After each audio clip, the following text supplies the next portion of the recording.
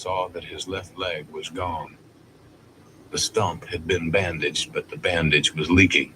Blood seeped through it, though it was a thick bandage. "If you're the Sawbones, wake up and stop this drip," Augustus said. He felt irritable, sad, and wished the whiskey bottle were in reach. The little fat man jerked as if poked with a fork and opened his eyes. His cheeks were red-streaked from excessive drinking, Augustus supposed. He put both hands on his head as if surprised that it was still there. "And pass that whiskey if you can spare any. I hope you ain't throwing my leg away." The doctor jerked again as if every statement pricked him. "You got a mighty healthy voice for a sick man," the doctor said. "In this room, such a voice is a tight fit." "Well, it's the only voice I got," Augustus said. The doctor put his hands to his temple again. "It strikes my temples like a 10-pound hammer," he said. "Though I'm sorry to complain, the truth is I don't feel well myself." "You probably drink too much. If you'll hand me that bottle, I'll reduce your temptations." The doctor did, but not before taking a swig. Augustus took several while the doctor shuffled around and stood looking out the window. Across the street, the piano was still playing. "That girl plays beautifully," the doctor said. "They say she studied music in Philadelphia when she was younger." "How old is she now?" Augustus asked. "Maybe I'll send her a bouquet." The doctor smiled. "It's plain you're a man of spirit," he said. "That's good. I'm afraid you've a few fractuosities yet to endure." "A few what?" Augustus asked. "You better introduce yourself before you start talking Latin." "Dr. Mobley," the man said. "Joseph C. Mobley, to be precise. The C stands for Cincinnatus." "More Latin, I guess," Augustus said. "Explain that first bunch of Latin you talked." "I mean, we've got to take off that other leg," Dr. Mobley said. "I should have done it while you were out, but frankly, getting the left leg off exhausted me." "It's a good thing. If you'd hacked off my right leg, you'd be the one who was out. I need that right leg." His gun belt was hanging over a chair nearby, and he reached out and took his pistol from the holster. The doctor looked around, reaching out his hand for the whiskey bottle. Augustus gave it to him, and he took a long drink and handed it back. "I understand your attachment to your own appendages," he said, opening the bandage. He winced when he looked at the wound, but kept working. "I don't want to cut your other leg off bad enough to get shot in the process. However, you'll die if you don't reconsider. That's a plain fact." "Go buy me some more whiskey," Augustus said. "There's money in my pants. Is that girl playing the piano a whore?" "Yes. Her name is Dora," the doctor said. "Consumptive, I'm afraid. She'll never see Philadelphia again." He began to wrap the leg in a clean bandage. Augustus suddenly grew faint. "Give her $20 out of my pants. Tell her to keep playing," he said. "And shove this bed a little closer to the window. It's stuffy in here." The doctor managed to shove the bed over near the window, but the effort tired him so that he sat back down in the chair where he had been dozing. Augustus recovered a little. He watched the doctor a moment. "Physician, heal thyself. Ain't that what they say?" he remarked. Dr. Mobley chuckled unhappily. "That's what they say," he said. He breathed heavily for a time, and then stood up. "I'll go get the whiskey. While I'm about it, I'd advise you to take a sober look at your prospects. If you persist in your attachment to your right leg, it'll be the last opportunity you have to take a sober look at anything." "Don't forget to tip that girl," Augustus said. Hurry back with my whiskey. Bring a glass. Dr. Mobley turned at the door. We should operate today, he said. Within the hour, in fact, although we could wait long enough for you to get thoroughly drunk, if that would help. There's men enough around here to hold you down. I think I could have that leg off in 15 minutes. You ain't getting that leg. I might could get by with one, but I can't without both. I assure you your alternative is gloomy, Dr. Mobley said. Why close your own case? You've a taste for music and you seem to have funds. Why not spend the next few years listening to Horace play the piano? You said the girl was dying. Just go get the whiskey. Dr. Mobley returned a little later with 2 bottles of whiskey and glass. A young giant of a man, so tall he had to stoop to get in the room, followed him. This is Jim, Dr. Mobley said nervously. He's offered to sit with you while I go make my rounds. Augustus cocked his pistol and leveled it at the young man. Get out, Jim, he said. I don't need company. Jim left immediately, so immediately that he forgot to stoop and bumped his head on the door frame. Dr. Mobley looked even more nervous.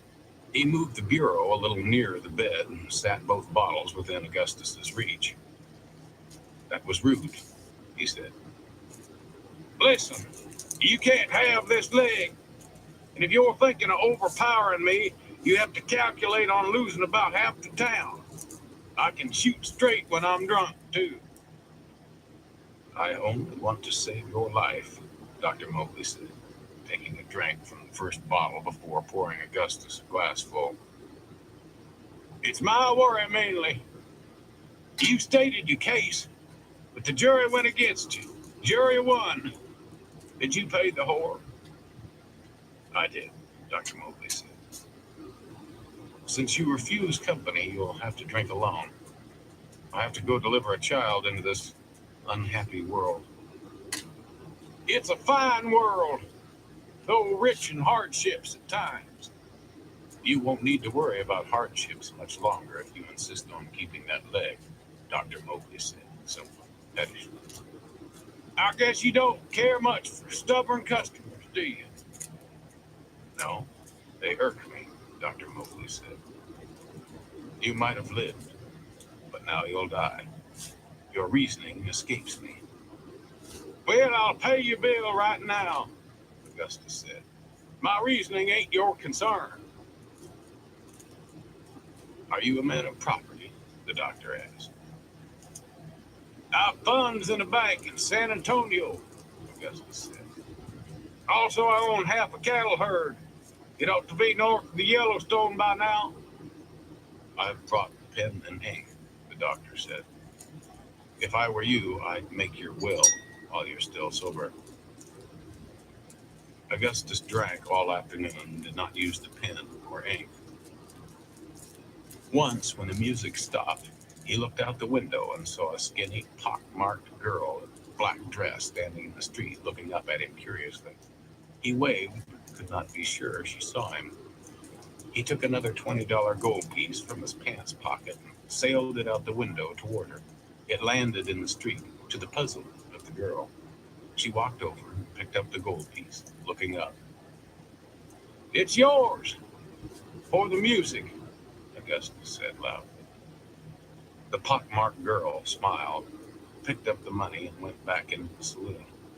In a minute, Augustus heard the piano again. A little later, his fever rose. He felt hungry, though, and banged on the floor with his pistol until a timid-looking little bartender with a walrus mustache as good as Dish Bogat's opened the door.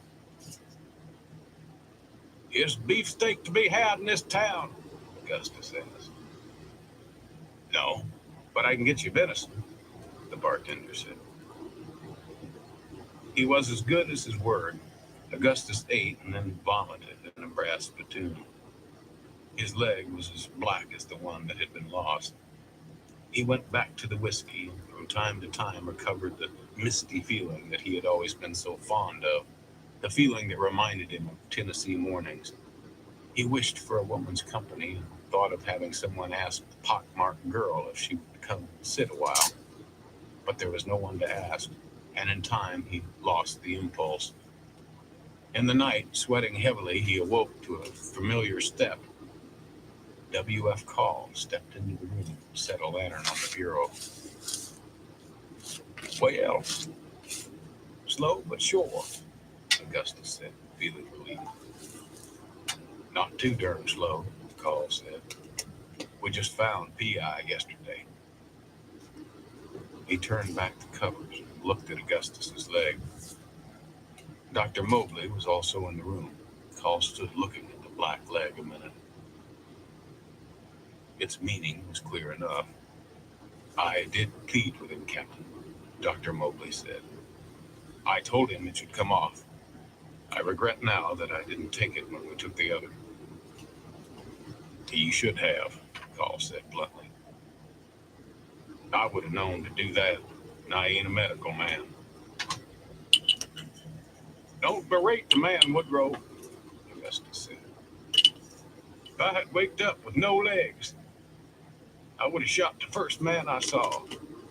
Dr. Joseph C. Mobley was the first man I saw. Leaving you with a gun was another mistake, Call said. But I guess he didn't know you as well as I do. He looked at the leg again, at the doctor. We could still try it now, he said. He's always been strong. He might still live. Augustus immediately cocked the pistol. You don't boss me, Woodrow. I'm the one man you don't boss. You also don't boss most of the women. But that don't concern us now. I wouldn't think that you'd shoot me for trying to save your life, Call said quietly. Augustus looked sweaty and unsteady, but the range was short. Not to kill, but I promise to disable you if you don't let me be about this leg. Never took you for suicide, Gus, Call said. Men have gotten by without legs. Lots of them lost legs in the war. You don't like to do nothing but sit on the porch and drink whiskey anyway. It don't take legs to do that. No, and I also like to walk around the spring house once in a while. See if my jug's cooled properly. Or I might want to kick a pig if one aggravates me. Call saw that it was pointless unless he wanted to risk a fight. Gus had not uncocked the pistol either. Call looked at the doctor to see what he thought. I wouldn't bother him now, the doctor said. It's much too late. I suppose I'm to blame for not outwitting him. He was brought to me unconscious, or I might have figured out what a testy character he is. Augustus smiled. Would you bring Captain Call a glass? Some of that venison, he said. I imagine he's hungry. Call wasn't ready to give up, although he felt it was probably hopeless. You got those two women back in Nebraska, he pointed. Those women would race to take care of you.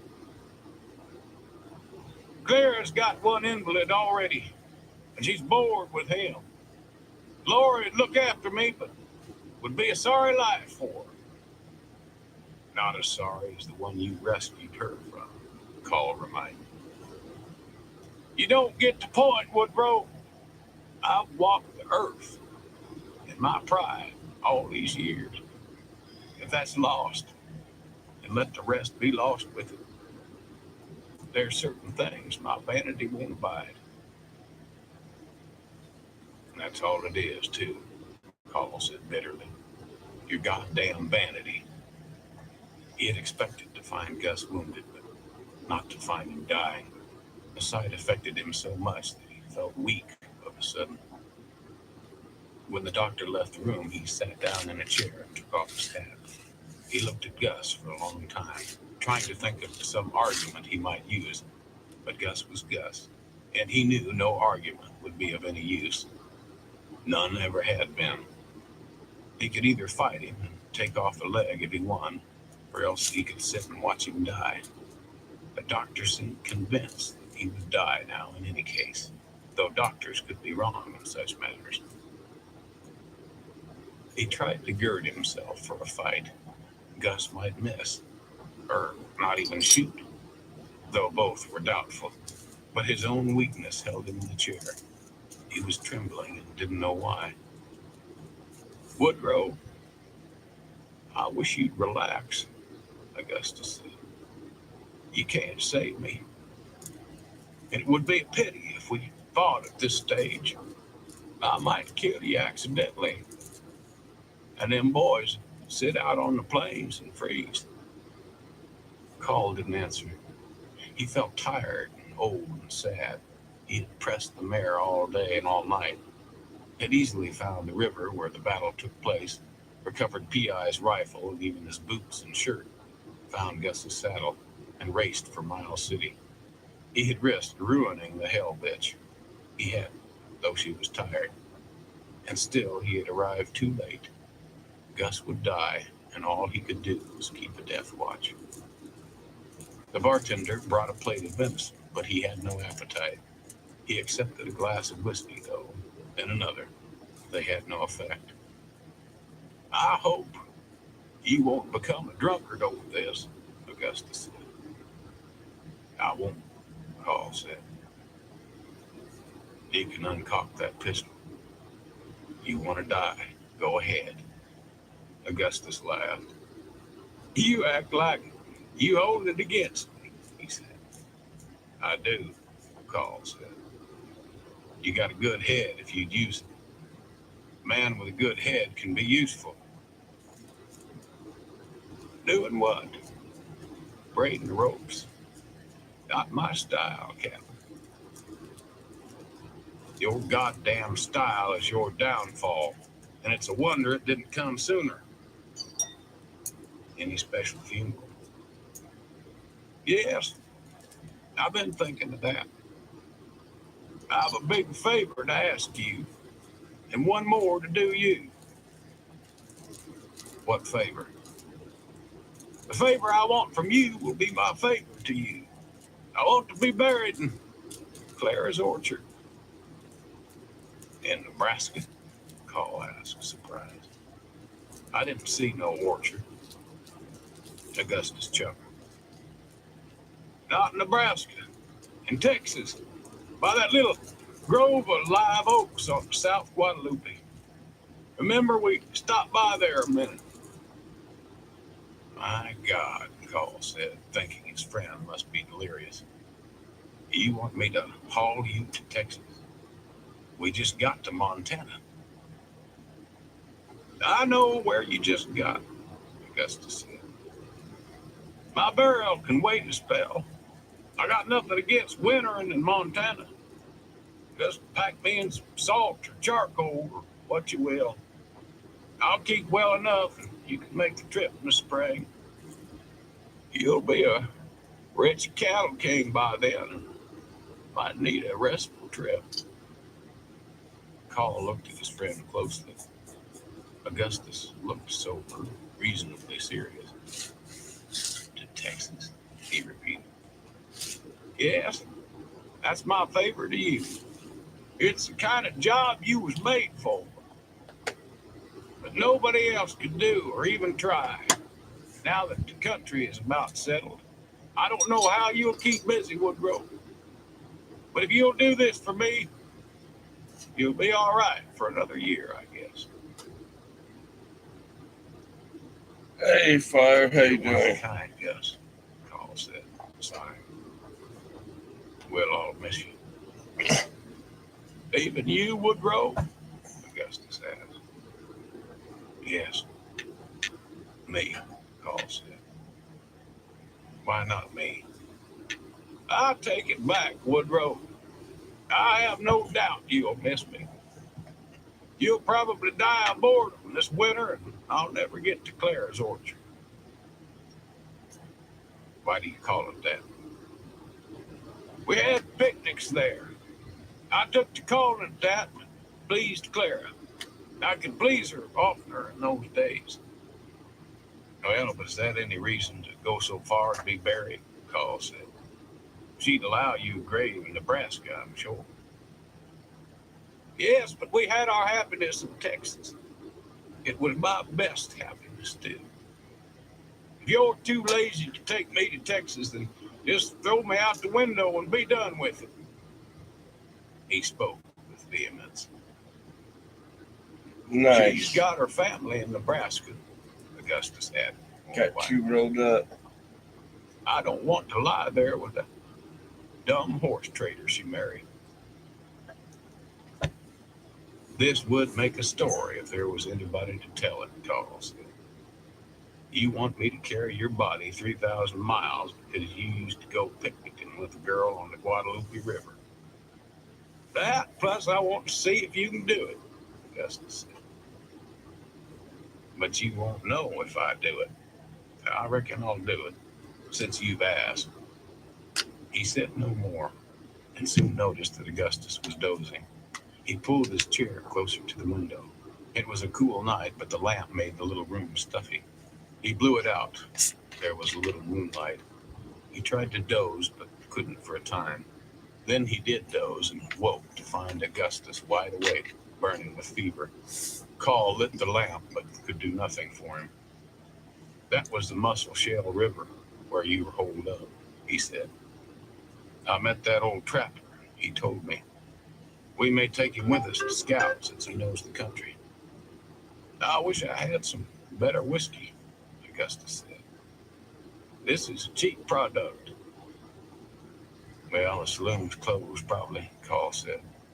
I doubt they got better, open or closed. I have a few more instructions if you're ready to hear them. Why, fine, Carl said. I suppose now you've decided you'd rather be buried at the South Pole. No. But do stop in Nebraska tonight. Let the women know, Augustus said. I'm leaving my half of the herd to Lori, and don't you dispute with me about it. Just see that she gets what money's coming to her. I'll leave you a note to hand her, and one for Clara. I'll pass them on, Carl said. I told Newt you was his pa. Well, you oughtn't to. I oughtn't to have had to, but you never got around to it, so I did. All you can do about it now is shoot me, which would be a blessing. I feel mighty poorly and embarrassed to boot. Why embarrassed? Ah, imagine getting killed by an arrow in this day and age.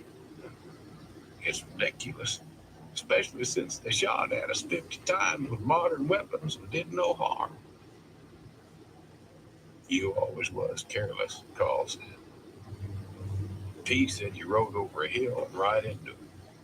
I warned you about that very thing 1,000 times. There's better ways to approach a hill. Yes, but I like being free on the earth, Augustus said. I'll cross the hills where I please. He paused a minute. I hope you won't mistreat Newt, he said. Have I ever mistreated him? Carl asked. Yes, always. I admit it's practically your only sin, but it's a big one. You ought to do better by that boy. He's the only son you'll ever have. I'll bet my wad on that. Though I guess it's possible you'll take to women in your old age. No, I won't, Carl said. They don't like me. I never recall mistreating that boy. Not naming him as mistreatment, Augustus said. Give him your name, and you'll have a son you can be proud of. And Newt will know you're his pa. I don't know that myself, Carl said. I know it, and you know it. You're worse than me. I'm stubborn about legs, but what about you? Women are goddamn right not to like you. You don't want to admit you ever needed one of them. even for a moment's pleasure. Though you're human, and you did need one once, you don't want to need nothing you can't get for yourself. Carl didn't answer. It seemed wrong to quarrel while Gus was dying. Always over the same thing, too. That one thing, after all they had done together. Gus slept through the morning, fitful and feverish. Carl didn't expect him to wake. He didn't leave the room. He was finally eating a plate of cold venison when Gus came to his senses briefly. Do you want me to do anything about them Indians? Carl asked. Which Indians? Augustus asked, wondering what his friend could be talking about. Carl's cheeks looked drawn, as though he hadn't eaten for days, though he was eating even as he asked the question. Those that shot the arrows into you, Carl said. Oh, no, Woodrow. We won more than our share with the natives. They didn't invite us here, you know. We got no call to be vengeful. You start that, and it'll spoil your appetite. I don't have much anyway, Carl said. Didn't I stick that sign in the wagon? The one I made in Lonesome Dove that upset Pete so much at first? Augustus asked. Upset me, too, Carl. It was a peculiar sign. It's on the wagon. I consider it my masterpiece. That and the fact that I've kept you from not getting no worse for so long. Take that sign back and stick it over my grave. Have you wrote them notes for the women yet? I won't know what to say to them. You see, darn, I forgot. My two favorite women, too. Get some paper. The doctor had brought in a tablet for Augustus to write his will on. Augustus drew himself up and slowly wrote 2 notes. Dangerous to write to 2 women at the same time, especially when I'm this lightheaded. I might not be as particular in my sentiments as women expect a fellow to be. But he wrote on. Then Carl saw his head and thought he was dead. He wasn't, but he was too weak to fold the second note. Carl for him. Woodrow, quite a party, Augustus said. What? Carl asked. Augustus was looking out the window. Up there at Montana. It's fine and fresh. And now we've come. And it'll soon be ruined, like my legs. Then he turned his head back to Carl. I never forgot, he said. Get my saddle to P.I. I cut his up to brace my crutch. I wouldn't want him to think ill of me. Well, he don't, Gus, Carl said. Augustus had closed his eyes. He saw mist, red and as silvery as the morning mists of the valleys of Tennessee. Carl sat by the bed, hoping he would open his eyes again. He could hear Gus breathing. The sun set, and Carl moved back to the chair, listening to his friend's ragged breath. He tried to remain alert, but he was tired. Some time later, Gus came in with a lamp. Carl noticed blood dripping off the sheet onto the floor. That bed's full of blood and your friend's dead, the doctor said. Carl felt bad for having dozed. He saw that one of Gus's notes to the women was still on the bed. There was blood on it, but not much. Carl wiped the note carefully on his pant leg before going downstairs. Chapter 97. When Carl told Dr. Mobley that Gus wanted to be transported to Texas to be buried, the little doctor merely smiled. People have their whimsies, he said. Your friend was a crazy patient. I imagine we'd have quarreled if he'd lived. I imagine, Carl said. But I intend to honor the wish. We'll pack him in charcoal and salt, the doctor said. It'll take a barrel or 2. Lucky there's a good salt lick not far from here. I may need to leave him all winter, Carl said. Is there a place I could store him? My harness shed would do fine, the doctor said. It's well ventilated and he'll keep better in the cool. You want his other leg? Well, where is it? Call asked, startled. Oh, I've got it, the doctor said. Contrary as he was, he might have asked me to sew it back on. It's a rotten old thing. Call went outside and walked down the empty street to the livery stable. The doctor had told him to rest and had offered to locate the undertaker himself. The hell bitch looked up when he came into the livery stable, where he had put her. He felt an impulse to saddle her and ride out into the country, but weariness overcame him, and he threw his bedroll on some straw and lay down. He couldn't sleep, though. He regretted not trying harder to save Gus. He should have disarmed him at once and seen the other leg was amputated. Of course, Gus might have shot him, but he felt he should have taken the risk. It seemed he only dozed a minute when the sun streamed into the livery stable. Carl didn't welcome the day. All he had to think about were mistakes, it seemed. Mistakes and death. His old rangering gang was gone. Only P.I. left of all of them. Jake was dead in Kansas, Dietz in Wyoming, and now Gus in Montana. An old man named Gil owned the livery stable. He had rheumatism and walked slowly with a limp, but he was a kindly old man, with a rusty beard and one milky eye. He came limping in not long after Carl woke up. I guess you'll need a coffin, the old man said.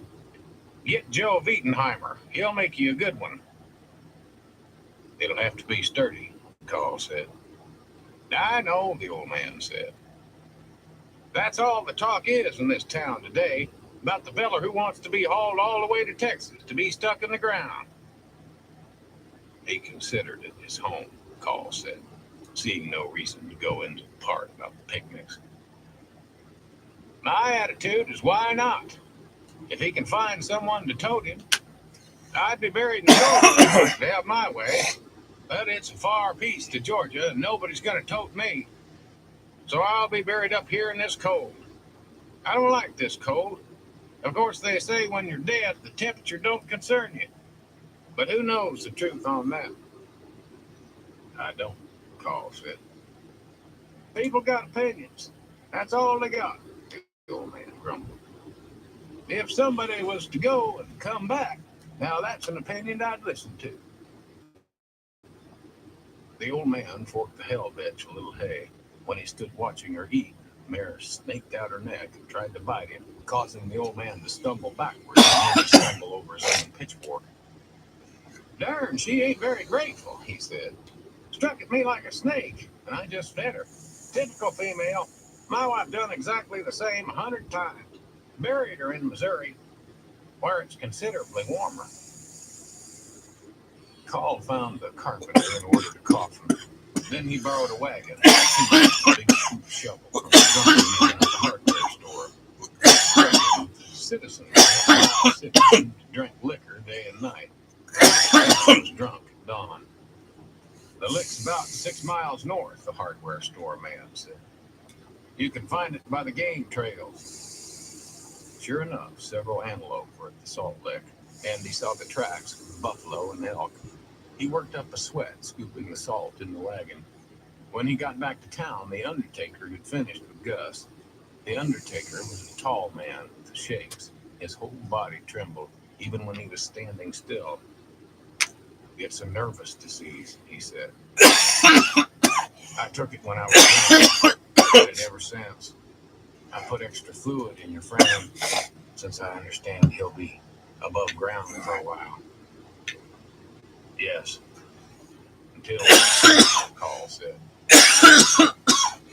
I don't know how he'll do, the undertaker said. If he weren't a human, like a ham. I'll try salt and charcoal, Carl said. When the coffin was ready, Carl bought a fine bandana to cover Gus's face with. Dr. Mobley brought in the leg he had removed, wrapped in some burlap and soaked in formaldehyde to cover the smell.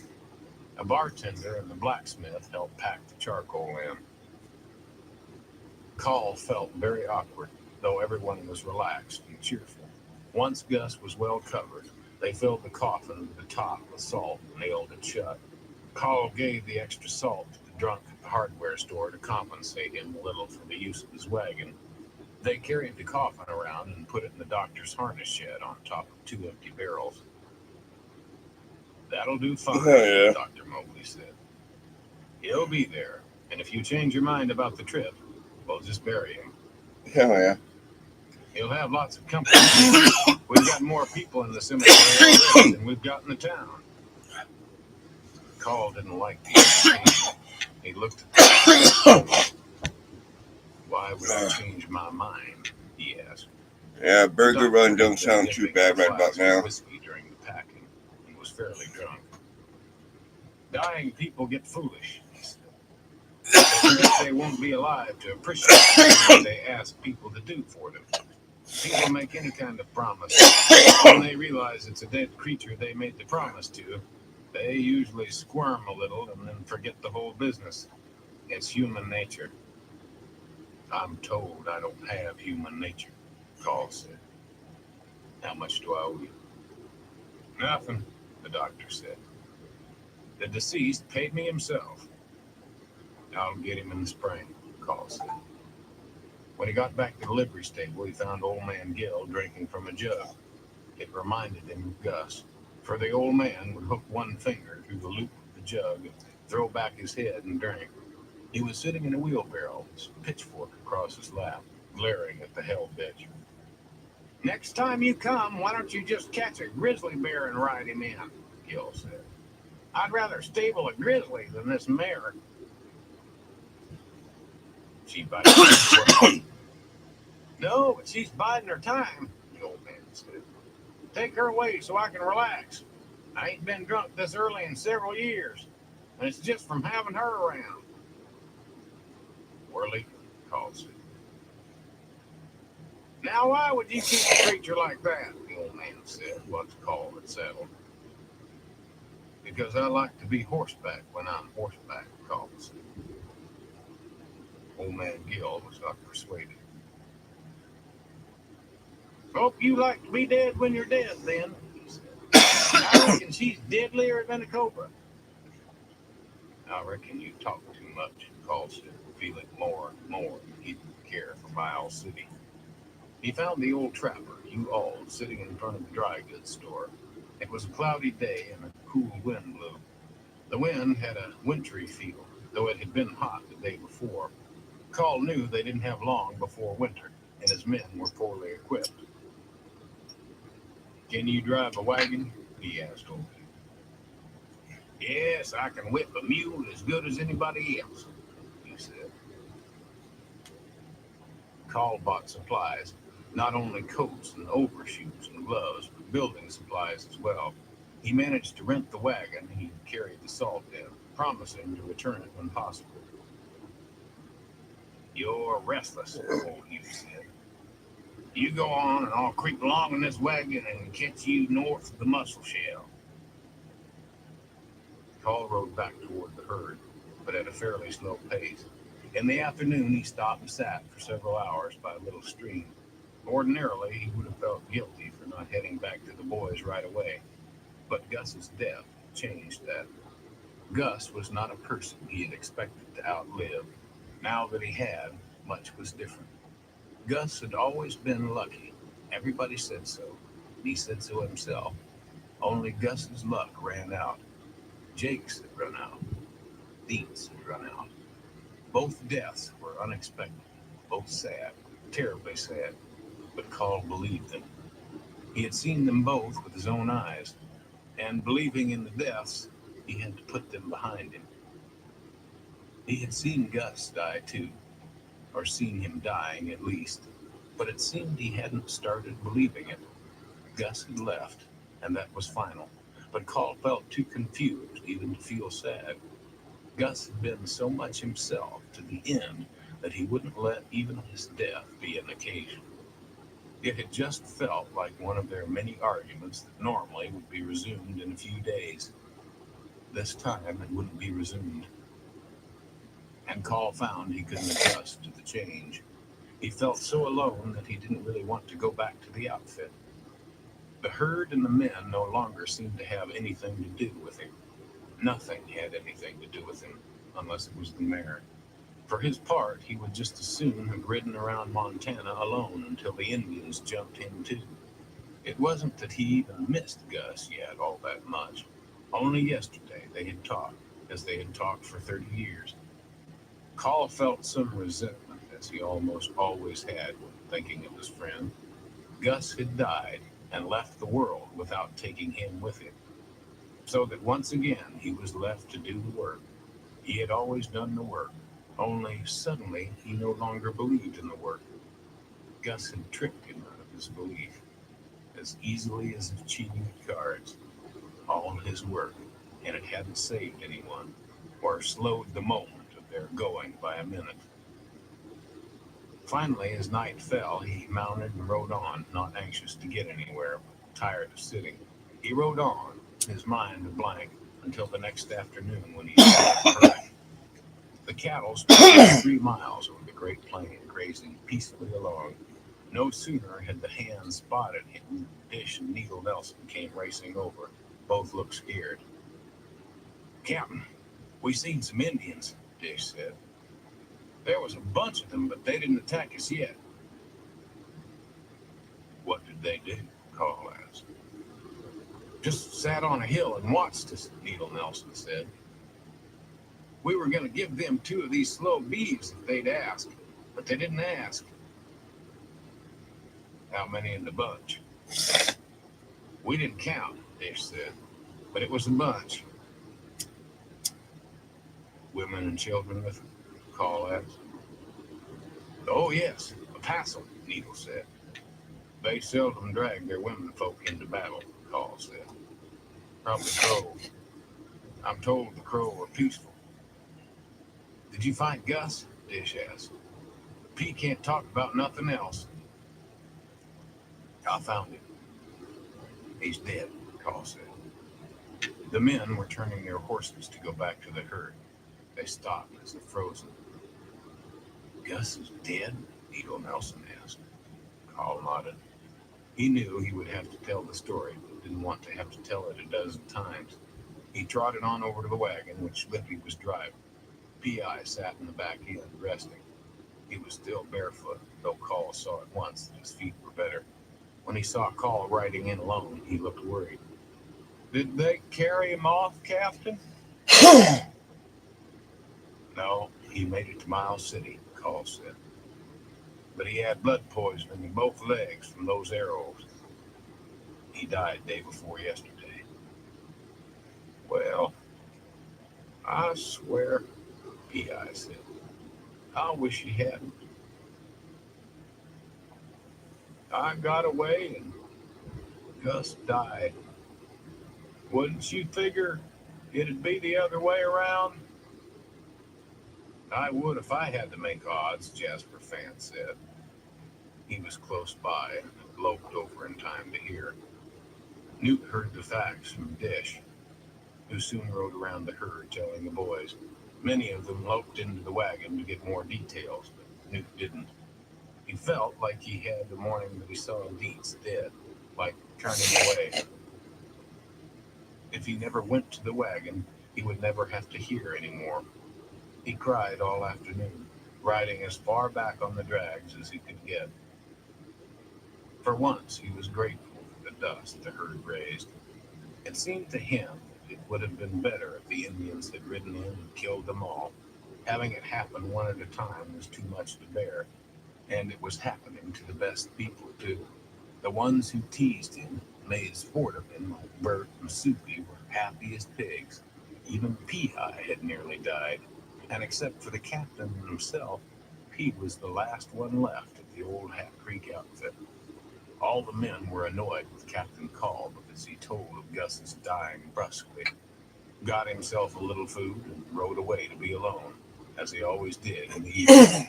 His account was pregnant with mystery, and the men spent all night discussing it. Why had Gus refused to have the other leg amputated in the face of plain warnings? I knew a spry little fellow from Virginia who could go nearly as fast on crutches as I can on my own legs, Lippy reported. He had 2 crutches, and once he got his rhythm, he could skip along. Gus could have made a cart and got him a billy goat to pull it, Bert Borum suggested. Or a donkey, Needle said. Or his darn pigs, if they're so smart, Soupy said. Both pigs were under the wagon. P.I., who slept in the wagon, had to listen to their grunts and snores all night. Only the Irishman seemed sympathetic to Gus's stance. Why, would have only left half of him, he said. Who wants to be half of himself? No, half would be about the hips, Jasper calculated. Half would be your nuts and all. Just your legs ain't half. Dish Bogat took no part in the conversation. He felt sad about Gus. Gus had once lent him money to visit Lorena, and this memory lent another tone to his sadness. He had supposed Gus would go back and visit Lorena, but now clearly couldn't. She was there in Nebraska, waiting for Gus, who would never come. Into his sadness came a hope that when the drive was over, he could draw his wages and go back and win Lorena after all. He could still remember her face as she sat in front of the little tent on the Kansas plains. How he had envied Gus, for Lorena would smile at Gus, but she had never smiled at him. Now Gus was dead, and Dish determined to mention to the captain that he wanted to draw his wages and leave as soon as the drive was finished. Lippy broke down and cried a time or two, thinking of Gus. To him, the mysterious part was why Gus wanted to be taken to Texas. All that way to Texas, Lippy kept saying. He must have been drunk. I've never seen Gus too drunk to know what he meant, P.I. said. He, too, was very sad. It seemed to him it would have been better if he could have persuaded Gus to come with him. All that way to Texas, Lippy kept saying. I wager the captain won't do it. I'll take that wager, Dish said. He and Gus rangered together. And me too, P.I. said sadly. I rangered with him. Gus won't be much but a skeleton if the captain doesn't, Jasper said. I wouldn't do it. I'd get to thinking of ghosts and ride off in a hole. At the mention of ghosts, Dish got up and left the campfire.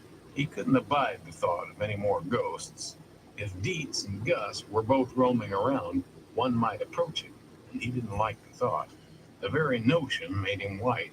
He pitched his bedroll as close to the wagon as he could get.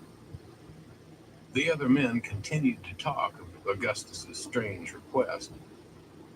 Why, Texas beats me, Susie said. I always heard he was from Tennessee. I wonder what he'd have to say about being dead, Needle said. Gus always had something to say about everything.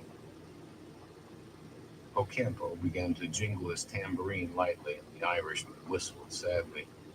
He never collected all that money he won from us at cards, Bert remembered. That's the bright side of the matter. Oh, darn, P.I. said, feeling so sorrowful he wanted to die himself. No one had to ask him what he was durning about. Chapter 98. Old Hugh Auld soon replaced Augustus as the main talker in the Hat Creek outfit. He caught up with the herd with his wagon load of coats and supplies near the Missouri, which they crossed near Fort Benton. The soldiers at the tiny outpost were as surprised to see the cowboys as if they were men from another planet. The commander, a lanky major named Court, could scarcely believe his eyes when he looked up and saw the herd spread out over the plain. When told that most of the cattle had been gathered below the Mexican border, he was astonished, but not too astonished to buy 200 head. Buffalo were scarce and the fort not well provisioned. Call was short with Major Court. He had been short with everyone since Gus's death. Everyone wondered when he would stop going north, but no one dared ask. There had been several light snows, and when they crossed the Missouri, it was so cold that the men built a huge fire on the north bank to warm up.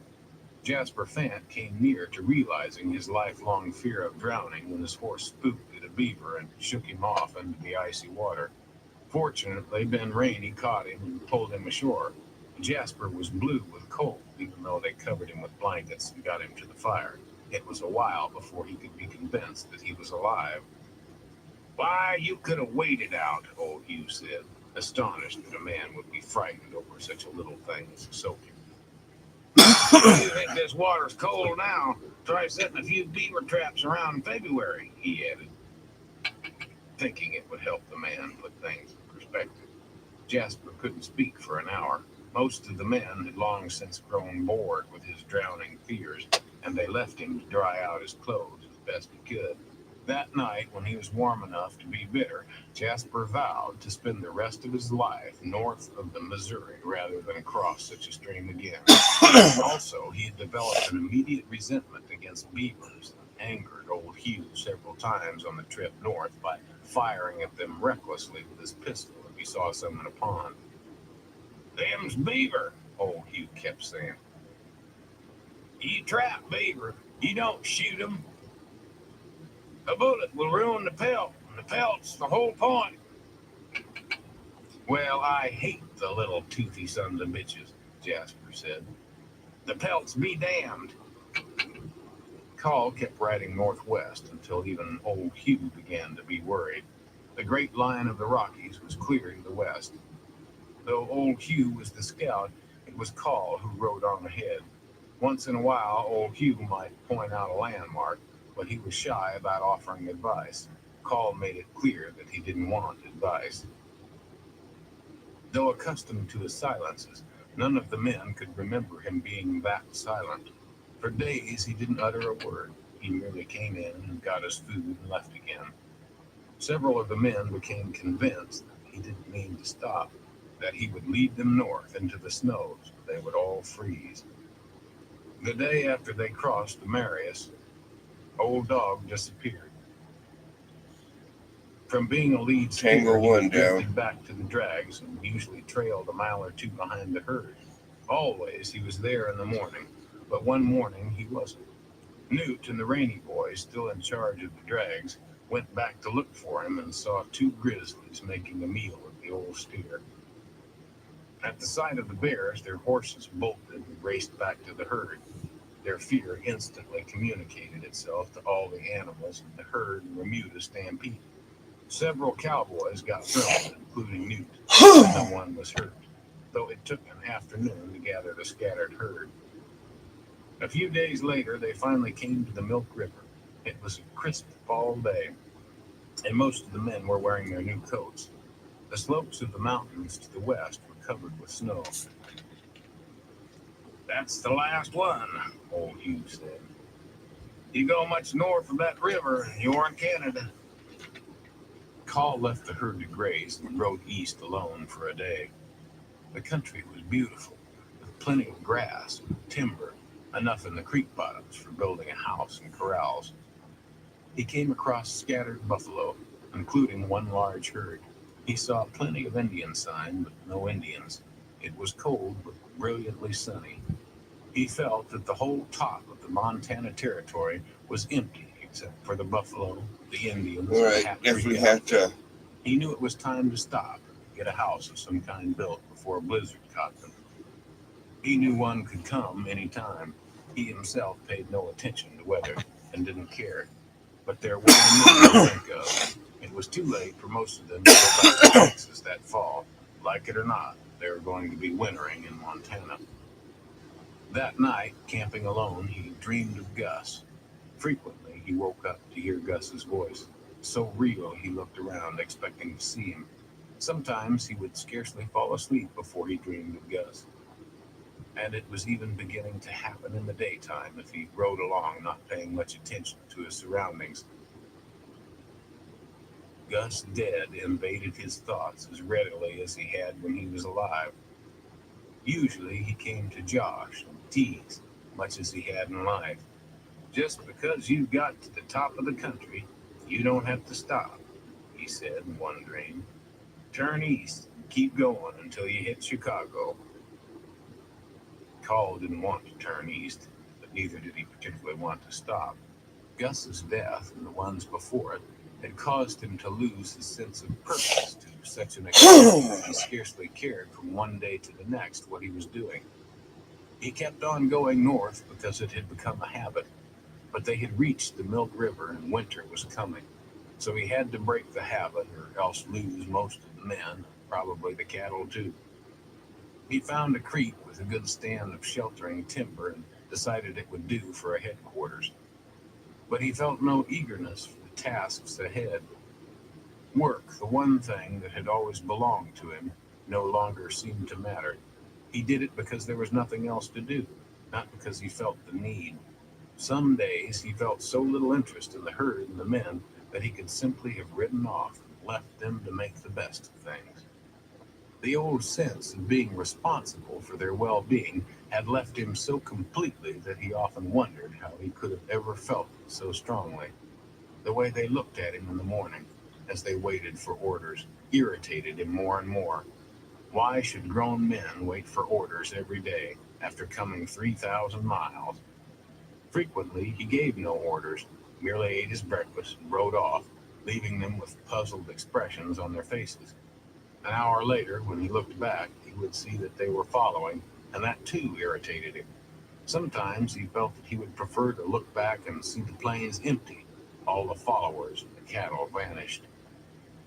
But nothing like that happened, and when he had settled on the headquarters, he told the men to drive the cattle east for a day and then let them graze at will. The drive was over. The ranch would lie between the Milk and the Missouri. He would file on the land in the spring. What about them of us that want to go back to Texas? Dish Boget asked. Call was surprised. Until then, no one had suggested going back to Texas. It's late in the year, he said. You'd be better advised to wait and go in the spring. Dish looked at him stubbornly. I didn't hire on for no winter in Montana, he said. I guess if I could have my wages, I'd take my chances. Well, you'll need it for the building, Call said, reluctant to lose him. Dish looked as if he stood ready to ride south then and there. Once that's done, any can go that wants, Call added. Dish Boget felt angry. He hadn't hired on to carpenter either. His first work for the Hat Creek outfit had been well digging, and his last would be swinging an axe, it appeared. Neither was work fit for a cowhand, and he was on the verge of demanding his wages and standing up for his rights as a free man, but the captain's look dissuaded him. And the next morning, when they started the herd east along the Milk, he took the point for the last time. With Old Dog dead, the Texas bull was frequently in the forefront of the drive. He looked ugly, for his wound had been sewed up unevenly, and being one-eyed and one-horned had made him even more irascible. He would often turn and attack anyone who approached him on his blind side. Several men had narrowly escaped disaster, and only the fact that Captain Call favored the bull had kept them from shooting him. Dish resolved that as soon as the building was done, he would go like a streak for Nebraska. The thought that a stranger might come along and win Lori before he could get back was a torment to him, but it made him one of the more vigorous members of the logging crew once the building got started. Most of the members of the crew, Jasper, Needle particularly, were less vigorous, and they irritated Dish by taking frequent breaks, leaving him to chop alone. They would sit around smoking, keeping a close watch for bears, while Dish flailed away. The sound of the striking axe echoed far across the valley of the Milk River. Before the work had been in progress a week, an event occurred which changed the men's attitudes dramatically. The event was a blizzard, which howled out of the north for 3 days. Only the fact that Call had seen to it that ample firewood had been cut saved the outfit. The men had never known or imagined such cold. They built 2 large fires and huddled between them. feeding them logs, freezing on the side not closest to the fire. The first day there was no visibility at all. The men could not even go to the horses without risk of being lost in the swirling snow. "It's worse than a sandstorm," Needle said. "Yes, it's colder too," Jasper said. "I got my feet practically in the fire and my darn toes are still frozen." Dish found to his annoyance that his own breath caused his mustache to freeze, something he would not have imagined could happen. The men put on all the clothes they had and were still terribly cold. When the storm blew out and the sun reappeared, the cold refused to leave. In fact, it got colder and formed such a hard crust on the snow that the men slipped and fell just going a few feet to the wagon. Only Pt.15 seemed to thrive in the weather. He still relied largely on a serape, plus an old scarf he had found somewhere, and he annoyed the men by nagging them to go shoot a bear. His theory was that bear meat would help them get used to the weather. Even if it didn't, a bear skin might come in handy. "Yes, and them darn bears probably think a little man meat would come in handy," Soupy observed. P.I., the tallest man in the group, had developed a new fear, which was that he would be swallowed up in a snowdrift. He had always worried about quicksand, and now he was in a place where all he could see for miles around was a colder version of quicksand. "If it was to cover you up, I reckon you'd freeze," he said, over and over, until the men were tired of hearing it.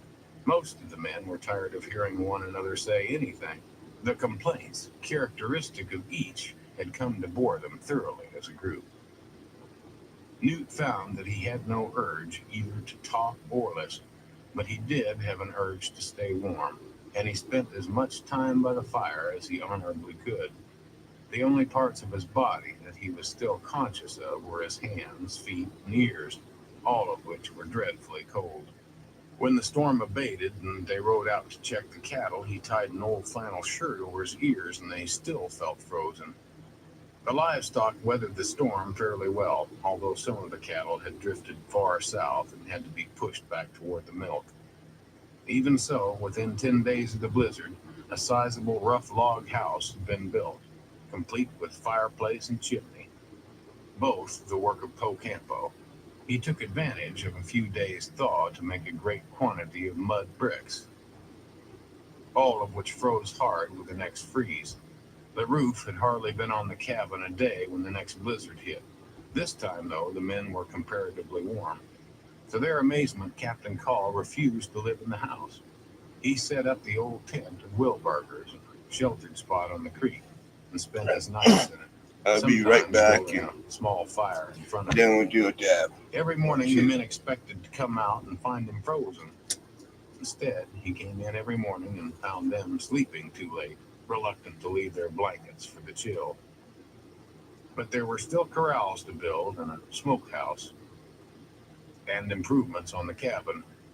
Call saw that the men stayed at work while he himself did most of the checking on the livestock, sometimes taking Newt with him on his rounds. He killed several buffalo and taught Newt how to quarter them. Old Hugh Auld came and went at will on the spotted pony. Though he talked constantly while he was with the crew, he often developed what he called lonesome feelings and disappeared for 10 days at a time.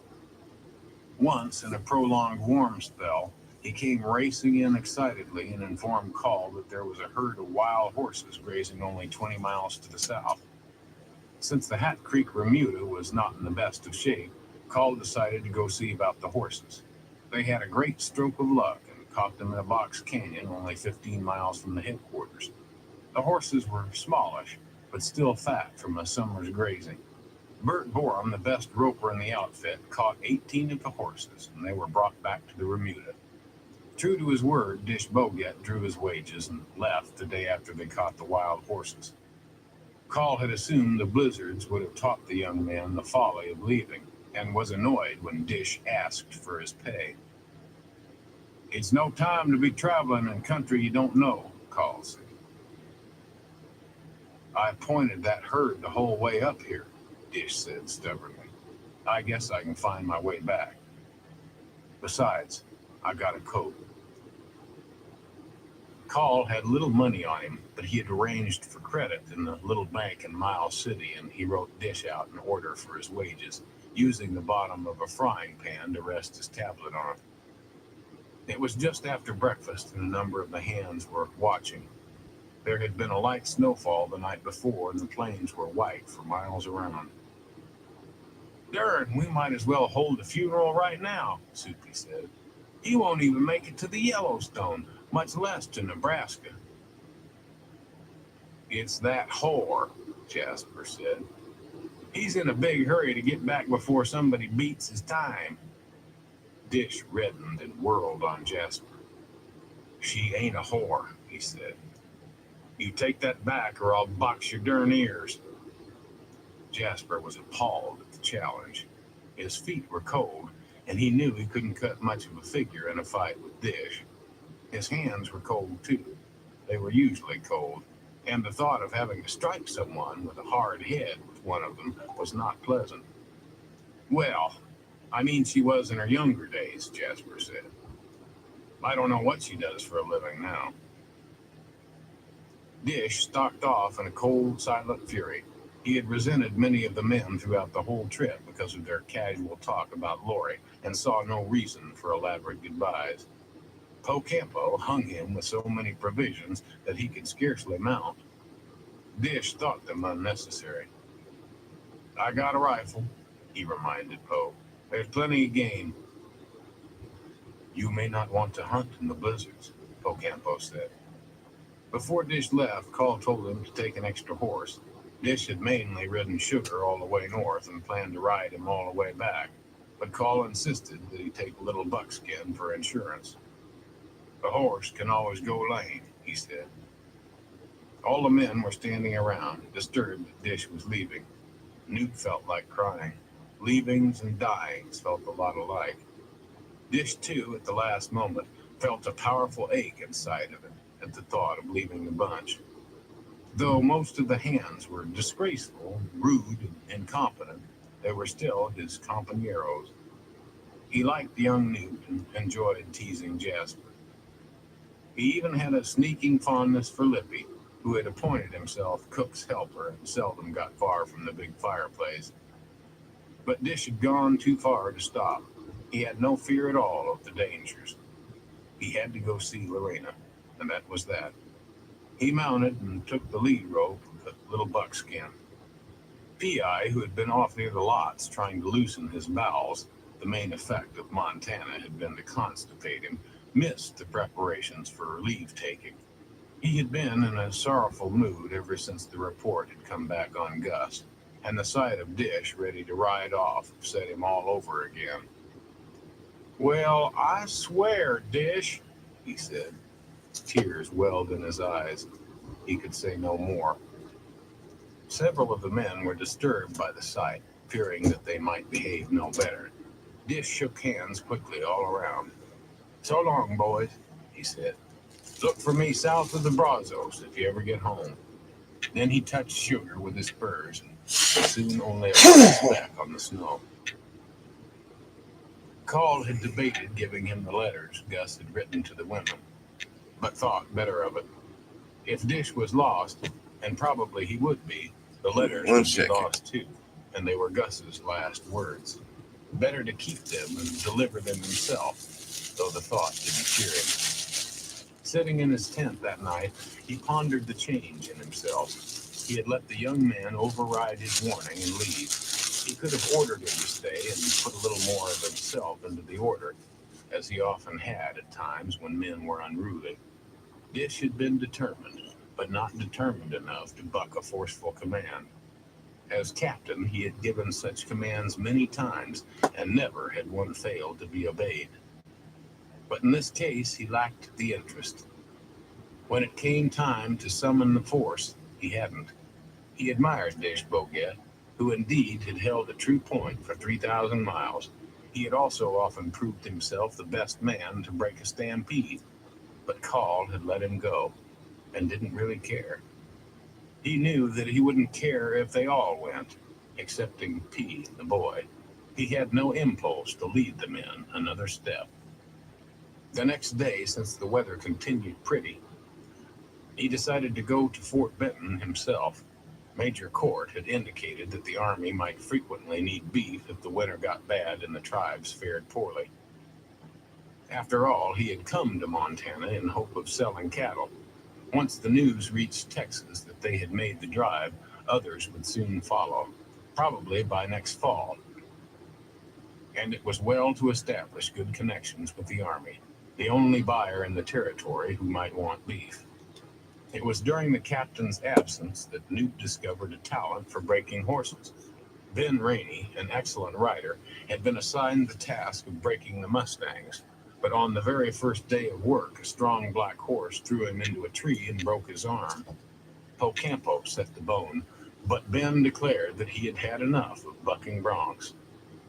He meant to apply for another job when the captain returned. Newt had been on wood detail, dragging dead timbers up from the creek and helping P.I. and Pete Spettle split them.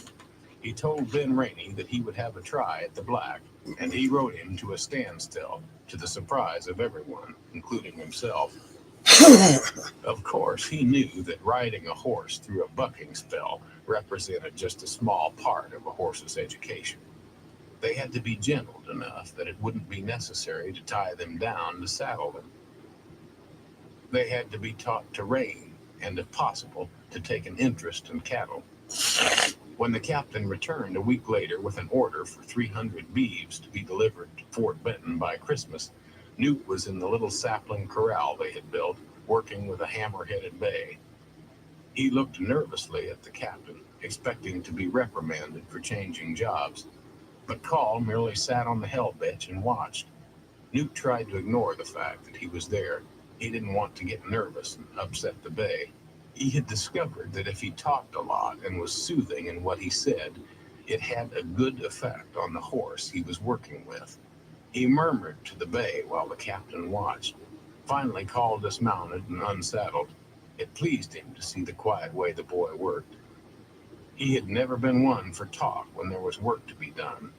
It was his big point of difference with Gus, who could do nothing without talking.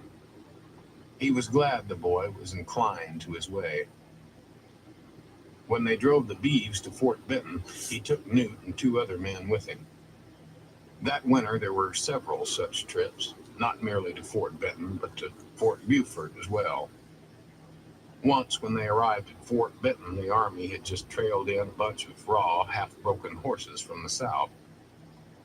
When they brought in the beeves, Blue, how the you fort was doing? always full of Indians, and there was much bargaining over you're how the doing well. beeves would be divided between the major and an old Blackfoot chief the soldiers called Saw because of the sharpness of his features. Some blood Indians were there too on this occasion, and Call felt angry. He knew he was seeing some of the warriors who had killed Gus. When the Indians left, he felt like tracking them and revenging his friend, though he didn't know which braves had done it. He held back, Oh, yeah, but it made him uneasy to leave an attack unanswered. The major found out that Newt was good at breaking horses and asked Call if he would mind leaving the boy at the fort for a few weeks to rough out the new string of horses. Call didn't want to, but the major had dealt with him on fair terms, and he didn't feel he could refuse the request, particularly since there was not much to do back at the ranch headquarters. I'll be right back.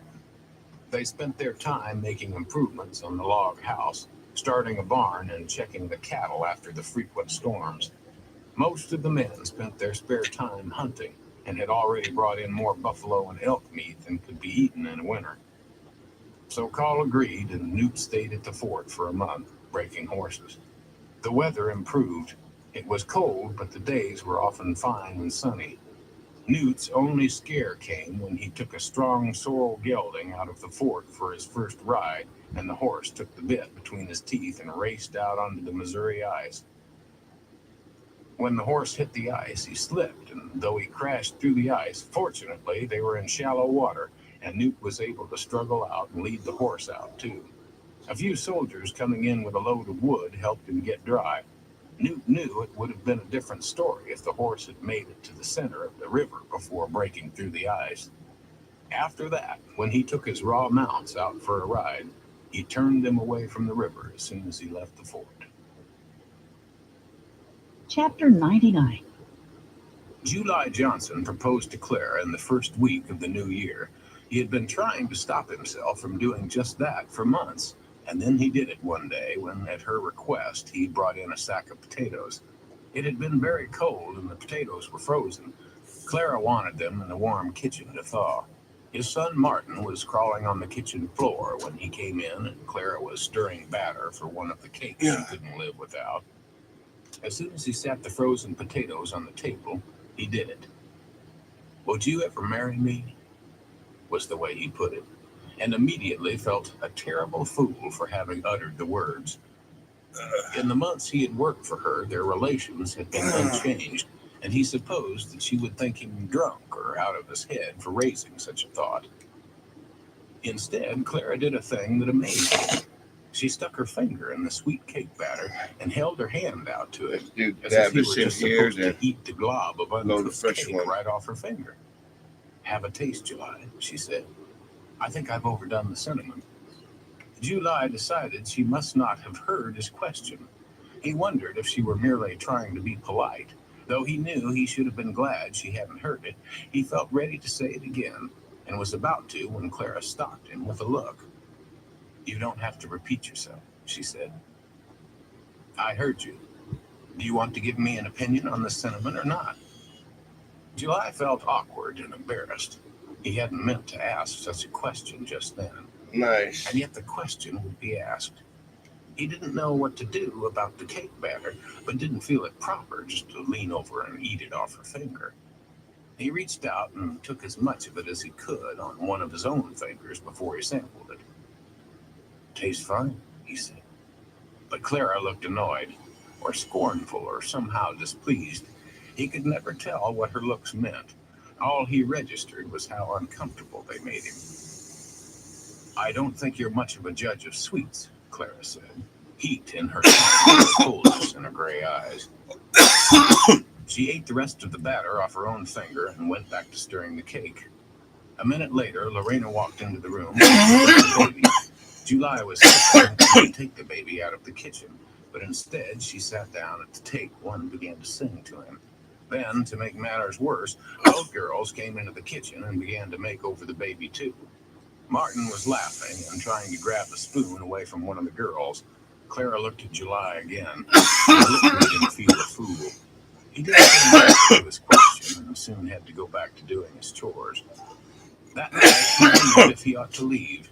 He could not stay around Clara without nursing hopes, and yet he could detect no sign that she cared about him. Had to go Sometimes he thought she get did, some but when he thought it glove over, he box. always concluded that he had just been imagining things. Her remarks to him generally had a stinging quality, but he would often not realize he had been stung until after she left the room. Working together in the lots, which they did whenever the weather was decent, she often lectured him on his behavior with horses. She didn't feel he paid close attention to them.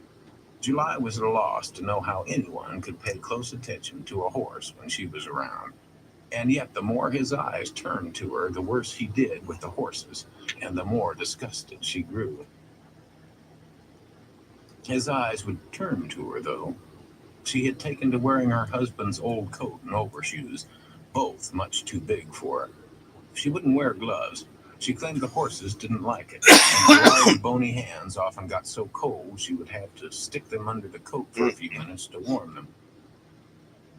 She wore a variety of caps that she had ordered somewhere. Apparently, she liked caps as much as she liked cake. None of them were particularly suited to a Nebraska winter. Her favorite was an old army cap Cholo had picked up on the plains somewhere. Sometimes Clara would tie a wool scarf over it to keep her ears warm, but usually the scarf came untied in the course of working with the horses, so that when they walked back up for a meal, her hair was usually spilling over the collar of the big coat. Yet July couldn't stop his eyes from feasting on her. He thought she was wonderfully beautiful. So beautiful that merely to walk with her from the lots to the house when she was in a good mood was enough to make him give up for another month all thought of leaving. He told himself that just being able to work with her was enough, and yet it wasn't. which is why the question finally forced itself out. He was miserable all night, for she hadn't answered his question. But he had spoken the words and revealed what he wanted. He supposed she would think worse of him than she already did, once she thought it over. It was 3 days before they were alone again. Some soldiers needing horses showed up, and Clara asked them to spend the night. Then Martin got a bad cough and developed a high fever. Cholo was sent to bring the doctor. Clara spent most of the day sitting with the baby, who coughed with every breath. She tried every remedy she knew with no effect. Martin couldn't sleep for coughing.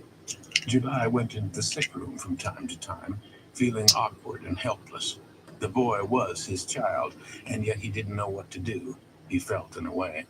Clara sat in a chair holding the child. Nice. He asked in the morning if there was anything special she wanted him to do, and she shook her head.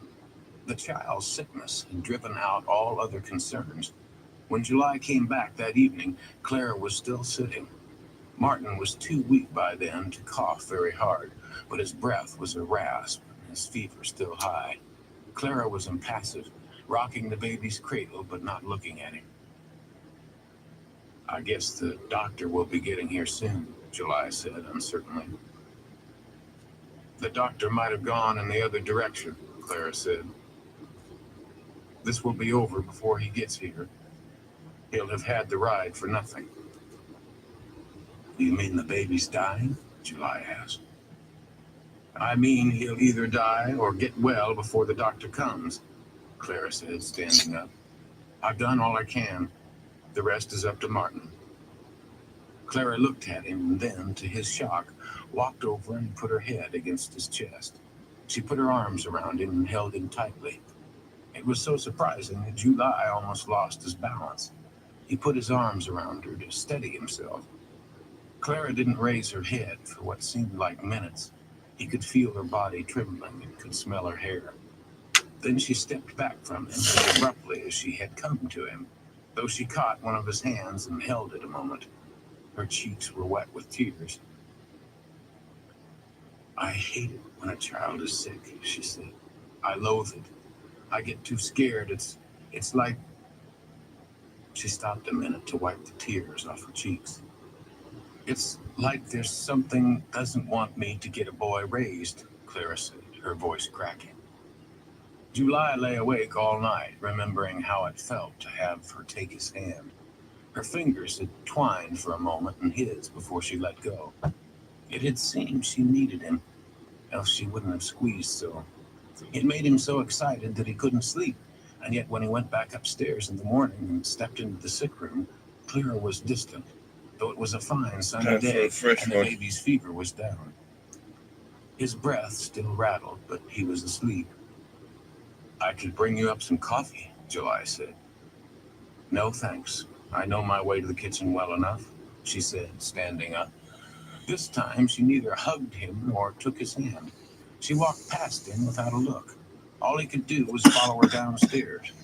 Lorena and the girls had already made breakfast, and Cholo came in to eat. He now didn't feel hungry. The fact that he was displeased took his appetite away.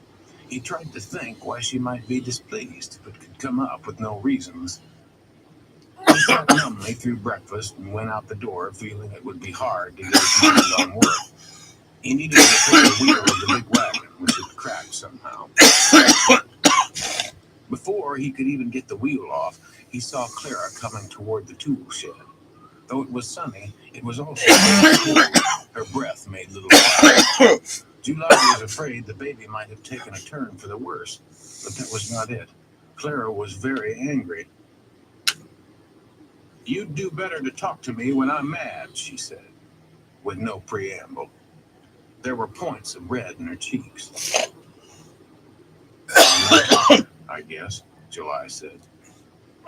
"You're not much of anything," she said. "You're smart, because Martin is. You can get it all from your poor wife. My post is more useful generally than you are." July took it as a criticism of his work, which he felt he had done scrupulously. "I've nearly got this wheel fixed," he said. "July, I'm not talking about chores," she said. I'm talking about me. I sat there in that room with your baby. Where were you? July had been thinking that he probably should have offered to sit with her. Of course, that was a now rough it was one too there. late. He wanted to explain that he was too shy just to come into a room where she was, particularly a bedroom, unless she asked him. Even coming into the kitchen, if she was alone, was not something he did casually. But he didn't know how to explain all the cautions she prompted in him. I wish now I had, he said. Clara's eyes were flashing. I told you how sickness frightens me, she said. The only times I've ever wished I could die is when I had to sit and watch a child suffer. She was twisting one leg on the other. July, when she was shivering, took off his coat and held it out to her, but Clara ignored the offer. I sit there alone, she said. I don't want the girls to be there because I don't want them to get death too much in their minds. I sit there and I think. I'm alone, and I can't help this child. If it wants to die, I can't stop it. I can love it until I bleed, and it won't stop it. I hope it won't die. I hope it can grow up and have its time. I know how I'll feel if it does die. How long it'll take me to care if I draw a breath. It's less about cooking and the girls and all the things that you have to do if you're alive. Clara paused. In the lots, a sorrel stallion whinnied. He was her favorite, but this day she appeared not to hear him. I know. If I lose one more child, I'll never care again, she said. I won't. Nothing will make any difference to me again if I lose one more. It'll ruin me. It'll ruin my girls. I'll never buy another horse, or cook another meal, or take another man. I'll starve, or else I'll go crazy and welcome it. Or I'll kill the doctor for not coming, or you for not sitting with me, or something. If you want to marry me, why don't you come and sit? July realized then that he had managed to do a terrible thing, though all he had done was go to his room in the ordinary way. It startled him to hear Clara say she could kill him over such a thing as that. But he knew from her look that it wasn't just talk. Would you ever marry me? He asked. You never said. No, and I'm not about to say now, Clara said. Ask me in a year. Why in a year? Because you deserve to suffer for a year, Clara said. I suffered a year's worth just last night, and I guess you were lying at your ease dreaming of our wedding night. July had no reply. He had never known a woman who spoke so boldly. He looked at her through the fog of her breath, wishing that she would at least take the coat. The cold made goosebumps on her wrists. I thought you were a sheriff once, Clara said. The stallion whinnied again, and still watching July, she waved at the horse. He had the eyes of a sweet but bewildered boy in the body of a sturdy man. She wanted the sturdiness close to her, but was irritated by the bewilderment. Oh, I was a sheriff, he said. Didn't you ever give orders then? She said. Well, I told Roscoe when to clean the jail, July said. It ain't much, but it's more than we hear from you around here, Clara said. Try telling me when to clean something, just for practice once in a while. At least I'd get to hear a sound out of your throat. Again, she refused the coat, though it was clear to him that she was in a somewhat better temper. She went over and rubbed the stallion's neck for 10 minutes before going back to the house. Then the other man, Dish Bogat, had to come, bringing the news that Augustus McCraig was dead. He had picked his way along the Platte River in a January blizzard. Both his horses were exhausted, but Dish himself seemed no worse for wear. He treated blizzards as a matter-of-fact occurrence. It seemed to July that Clara took an instant liking to Dish Bogat, and he couldn't help feeling resentful, although he soon perceived that Dish had come to court Lorena, not Clara. Lorena had hardly spoken since she learned that Gus was dead. Clara immediately offered Dish a job. It was a hard winter, and they were always behind. The colts would start coming soon, and they would be farther behind. So, of course, it was only sensible to hire another man. But July hated it. He had grown used to working with Clara and Cholo, and he had a hard time adjusting to Dish. Part of it was that Dish was twice as competent with horses as he was himself, and everyone immediately Have a good recognized night. Dish's value. Clara was soon asking Dish to do things with the horses that she had once let July do. July was more and more left with the kind of chores that a boy could handle. To make matters worse, Dish Bogat was standoffish and made no attempt to make friends with him. Dish knew I'll many be right card back, and then games we'll and start could even round play two. charades, so he was a great hit with the girls. Many a night through the long winter, July sat against a wall, feeling left out, while Clara, Dish, and the girls played games at the big kitchen table. Dish tried every way he could to draw Lorena into some of the games, but the most Lorena would do was sit in the room. She sat silently, not watching, while July sat just as silently.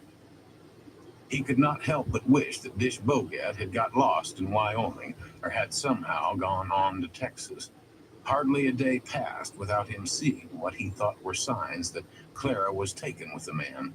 Sooner or later, when Dish gave up on Lorena, he would be bound to notice. July felt helpless. There was nothing he could do about it. Sometimes he sat near Lorena, feeling that he had more in common with her than with anyone else at the ranch. She loved a dead man, and he a woman who hardly noticed him. But whatever they had in common didn't cause Lorena to so much as look his way. Lorena looked more beautiful than ever, but it was a grave beauty since the news of the death had come. Only the young girl, Betsy, who loved Lorena completely, could occasionally bring a spark of life to her eyes. If Betsy was ill, Lorena nursed her tirelessly, taking her into her own bed and singing to her. They read stories together, Betsy doing the reading. Lorena could only piece out a few words. The sisters planned to teach her reading, but knew it would have to wait until she felt better. Even Sally, usually so jealous of any attention her sister got, respected the fact that Betsy and Lorena were especially close. She would let off teasing Betsy if Lorena looked at her in a certain way. Clara felt no terrible stab of grief when the news of Gus's death came. The years had kept them too separate. It had been a tremendous joy to see him when he visited, to realize that he still loved her, and that she still enjoyed him. She liked his tolerance and his humor, and felt an amused pride in the thought that he still put her above other women, despite all the years since they had first courted. Often she sat on her upper porch at night, wrapped in Bob's huge coat. She liked the bitter cold, a cold that seemed to dim the stars. Reflecting, she decided that there had been something in what she and Gus had felt that needed separation. At close quarters, she felt that she would have struggled bitterly with him. Even during his brief visit, she felt the struggle might start, and if it did start, gentler souls such as July and Lorena might have been destroyed. In the dark nights on the ice-encrusted porch, she occasionally felt a cold tear on her cheek. In Gus, she had lost her ultimate ally, and felt that much more alone. But she had none of the tired despair she had felt when her children died. Now there was July Johnson, a man whose love was nearly mute. Not only was he inept where feelings were concerned, he was also a dolt with horses. Loving horses as she did, Clara was hard put to know why she could even consider settling in with a man who was no better with them than Bob had been. Of course, the settling in process was hardly complete, and Clara was in no hurry that it should be. Closer relations would probably only increase her impatience with him. It amused her that he was so jealous of Dish, who, though friendly, companionable, and an excellent hand, was not interested in her at all. His love for Lorena leaped out of every look he cast in her direction, although not one of them penetrated Lorena's iron grief. Clara herself didn't try to touch or change Lorena's grief. It was like Martin's fever. Either it would kill her or it wouldn't. Clara would not have been surprised by a gunshot if it had come from Lorena's room. She knew the girl felt what she had felt when her boys died. Unrelievable grief. In those times, the well-meaning efforts of Bob or the neighbors to cheer her up had merely affronted her. She hadn't wanted to live, particularly not cheerfully. Kindly people told her that the living must live. I don't, if my boys can't, she wanted to say to them. Yet the kindly people were right. She came slowly back to enjoyment, and one day would even find herself making a cake again and eating it with relish. Watching Lorena as she sat blank with grief every day, scarcely stirring unless Betsy urged her to, Clara felt helpless. Lorena would either live or die, and Clara felt it might be die. Lorena's only tie to life was Betsy. She didn't care for sweets or men or horses. Her only experience with happiness had been Gus. The handsome young cowboy who sent her countless looks of love meant nothing to her. Pleasure had no hold on Lorena. She had known little of it, and Clara didn't count on its drawing her back to life. The young cowboy would be doomed to find his love blocked by Gus and death, even as it had been in life. Betsy had a better chance of saving Lorena than Dish. Betsy worried about her constantly and tried to get her mother to do something. I can't make Mr. McCrae live again, which is all she wants, Clara said. What do you think I can do?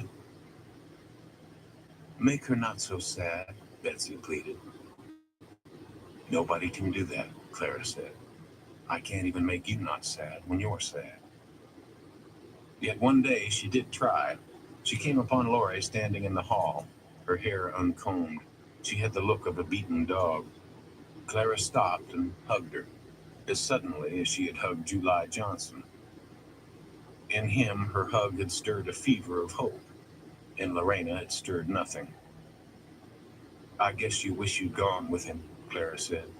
It would have given you a little more time. Lorena looked surprised. It was the one thing she had been thinking since the news came. I should have, she said. No, Clara said. You would have had a little, I grant you. But now you'd be stuck in Montana with a bunch of men who don't care that you loved Gus. They'd want you to love them. Dish wants it so much that he rode you through the blizzards. The thought of Dish merely made Lorena feel cold. He wasted his time, she said. I know that, but don't expect him to realize it, Clara said. He bought me once, when I was a whore, Lorena said, surprised at the word on her tongue. She had never used it before. And Gus didn't, Clara said. Lorena was silent. Of course Gus had. She wondered if Clara would ask her to leave, knowing what she had been.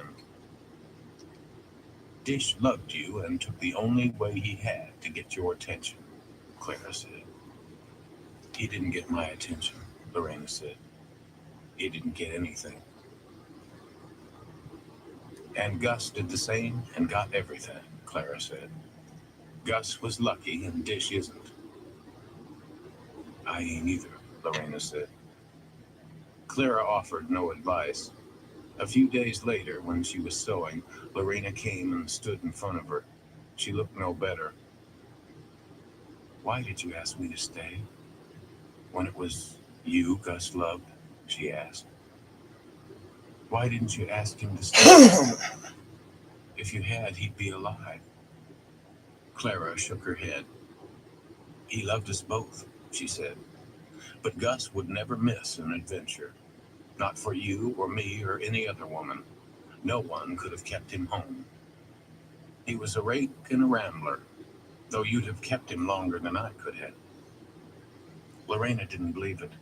She remembered how often Gus had talked of Clara. Of course it no longer mattered. Nothing like that mattered anymore, and yet she couldn't keep her mind from turning to it.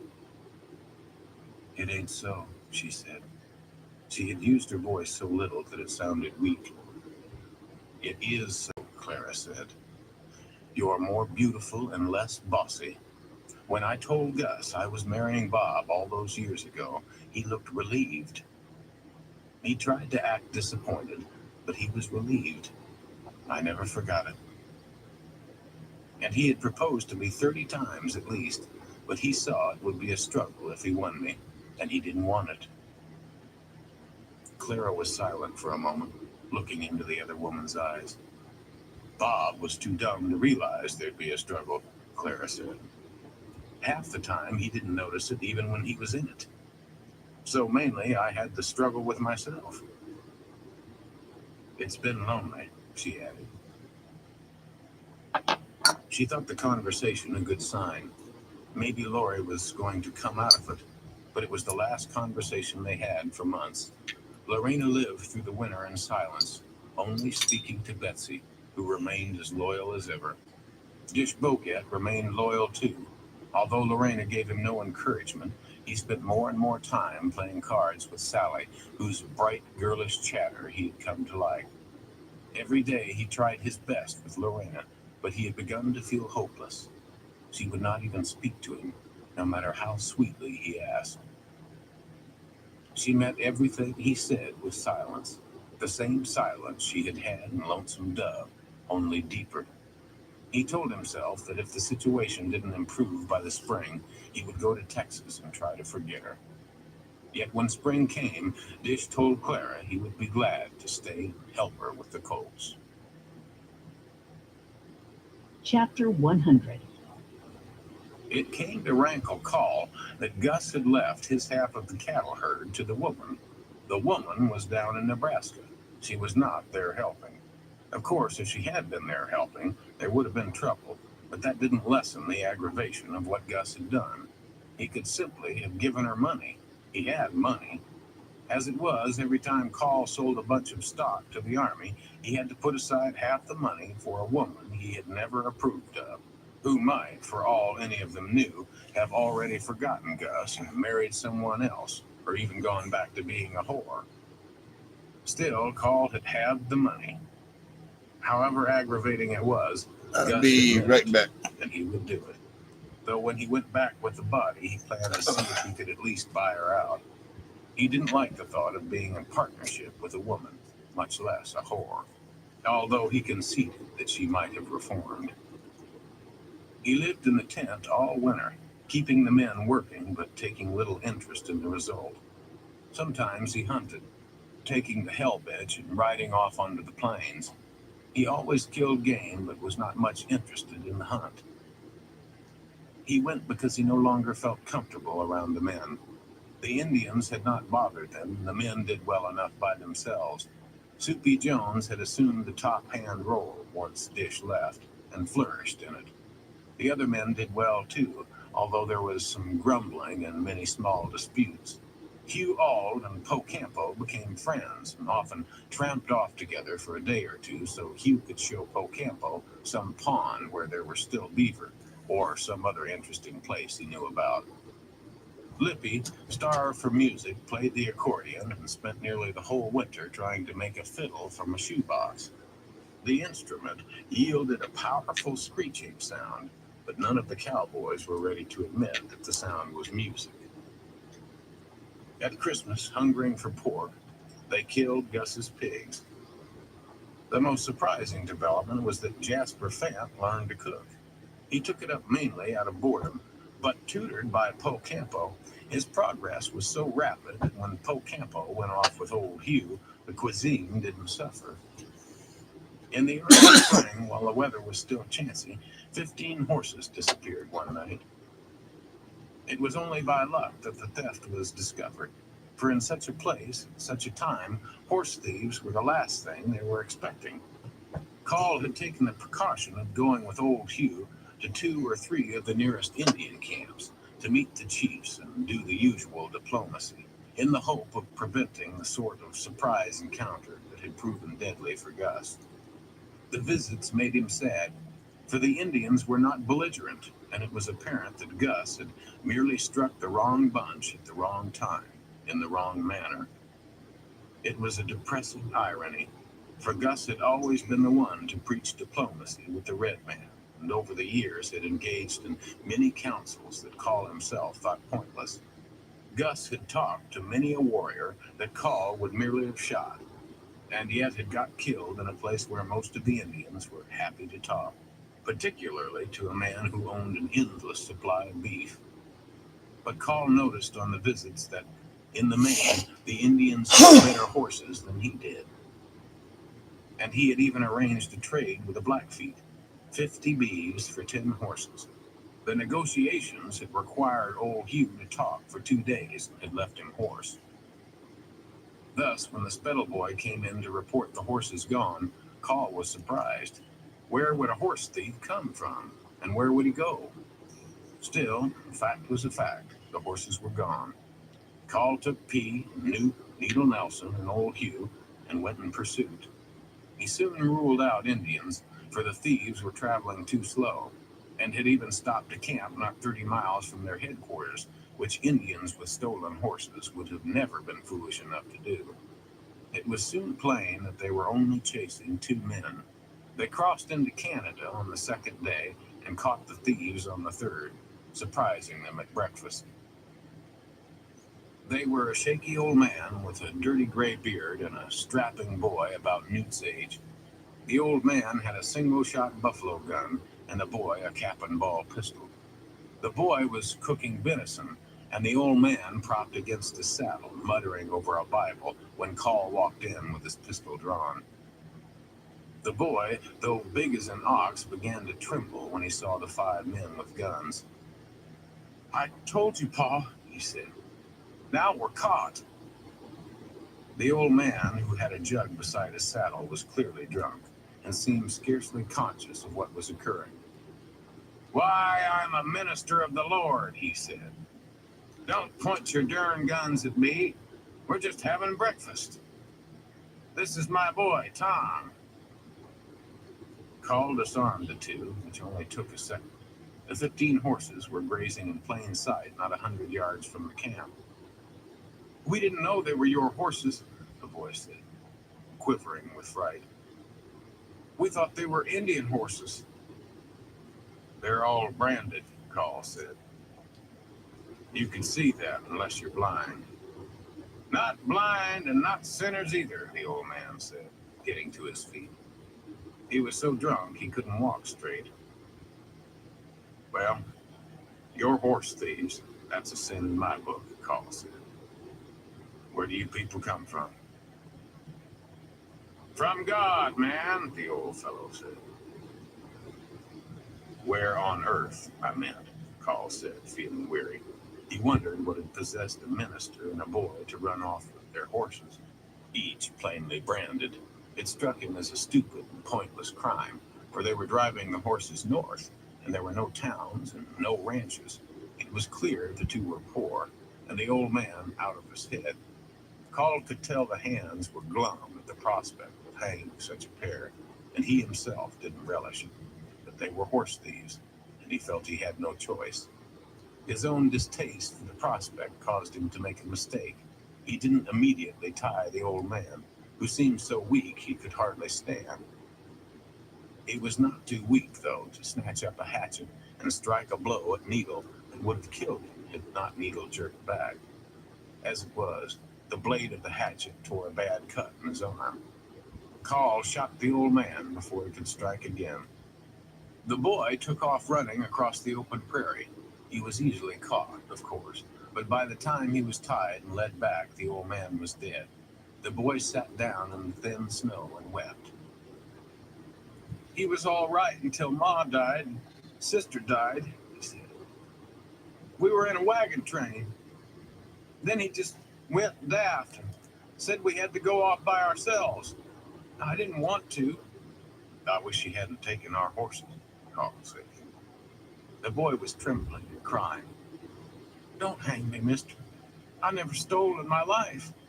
I told him to leave them horses, but he said they were horses the Indians had already stole." "I'll work for you. I can blacksmith. I worked 2 years at a forge back in Missouri before we left." Call knew there was not a decent tree in miles. It would be a hardship on them to ride along with the boy for a day in order to hang him. Besides, they needed a blacksmith. As for the boy's story, maybe it was true and maybe it wasn't. The old man had appeared to be mad, but Carl had seen many thieves act that way in hopes that it would save them. Pa said he'd shoot me if I didn't help, the boy said. Carl didn't believe him. He had been about to cut the boy loose, but he didn't. He put him on one of the stolen horses and they started back. Newt felt sick at the thought of what would happen. He didn't want to see another person hang. You ask him, he said to Pete. I ask him what? Pete said. Not to hang him. He'll hang him. He hung Jake, didn't he? His paw made him do it, Newt said. Maybe. Maybe he's just a darn horse thief. When they came to a good tree, Carl rode on, all the way to the Hat Creek headquarters. Once there, he cut the boy loose. You can work, he said. For 10 days, the big boy was the friendliest person in the outfit. He shoed all the horses, cut wood, did every chore he was asked to do, still some going. that he wasn't. He chattered constantly and tried his best to be friendly, and yet no one really liked him. Even Newt didn't really like him. Tom stood too close to him when he talked, and he talked all the time. His large face was always sweaty, even on the coldest days. Even Pocampo didn't like him and gave him food grudgingly. Then, before dawn one morning, Carl caught Big Tom, as they called him, saddling a horse and preparing to ride off. He had 4 of the men's wallets on him, stolen so smoothly that none of the men had even missed them. He had also taken the best saddle in the outfit, which belonged to Bert Borum. Carl had been expecting the move for 2 or 3 days and had made P.I. help him watch. Big Tom tried to make a dash for it, and Carl shot him off his horse. Cowboys ran out of their house in their long johns at the shot. Even wounded, the boy proved full of fight. Carl had to wrap him with the barrel of his Henry before he could be tied. This time he was summarily hung, though he wept again and begged for mercy. It's wasted on horse thieves, Carl said, before kicking the boy's horse out from under him. None of the men said a word. Should have hung him in the first place, although he did shoe them horses, P.I. commented later. Carl had begun to think of Gus and the promise he had made. It would soon be spring, and he would have to be going if he were to keep the promise, which of course he must. Yet the ranch had barely been started, and it was hard to know who to leave in command. The question had been in his mind all winter. There seemed to be no grave danger from Indians or anything else. Who would best keep things going? Soupy was excellent when set a task, but had no initiative and was unused to planning. The men were all independent to a fault and constantly on the verge of fistfights because they fancied that someone had attempted to put himself above them in some way. P.I. was clearly the senior man, but P.I. had contentedly taken orders for 30 years. To expect him to suddenly start giving them was to expect the impossible. Carl thought often of Newt. He watched him with increasing pride all winter. The boy was the only one left in the crew whom he enjoyed being with. The boy's skill and persistence with horses pleased him. He knew it would be chancy to leave a 17-year-old boy in charge of a group of grown men, yet he himself had led men at that age, and that had been in rougher times. He liked the way the boy went about his work without complaint. He had filled out physically during the year and could work all day energetically and accomplish more than most of the men. Once, watching the boy cross a corral after having worked with one of the Mustangs, P.I. said innocently, "Why, Captain, little Newt walks just like you." Carl flinched, but P.I. didn't notice. P.I. was no noticer, as Augustus had often said. That night, sitting in Will Barger's little tent, Call remembered the remark. He also remembered Gus's efforts to talk to him about the boy. With Gus pressing him, it was his nature to resist. But with Gus gone, he didn't find it so distasteful to consider that the boy was his son. He had certainly gone to his mother, hateful as the memory was. Maggie, of course, had not been hateful. It was the strange need she induced in him that he disliked to remember. He started taking the boy with him on every trip he made to the forts, not merely to familiarize him with the country, but to let him participate in the selling and trading. Once, as a test, he sent P and the boy and the Rainies to Fort Benton with a sizable bunch of cattle, stipulating that the boy was to handle the details of the sale and bring home the money. Newt did well as he himself could have done. He delivered the cattle safely and sold them for a fair amount and brought the money home. It didn't sit well with Soupy Jones that Newt was being given such authority. It seemed to Soupy that he should have taken the cattle and possibly received a commission in his capacity as top hand. Soupy was rude to Newt from time to time, and Newt ignored him as best he could. Call did nothing, but 2 weeks later he let it be known that he was preparing to send the boy to the fort again, at which point Soupy boiled over. He took it as a slight and said that he would draw his wages and go if that was how things were going to be. Call promptly paid him his wages, much to Soupy's astonishment. He had never imagined such an outcome. "Why, Captain, I don't want to leave," he said plaintively. "I got nothing to go to back down south." "Then give me back the money and behave yourself," Call said. "I decide who'll do what around here." "I know, Captain," Soupy said.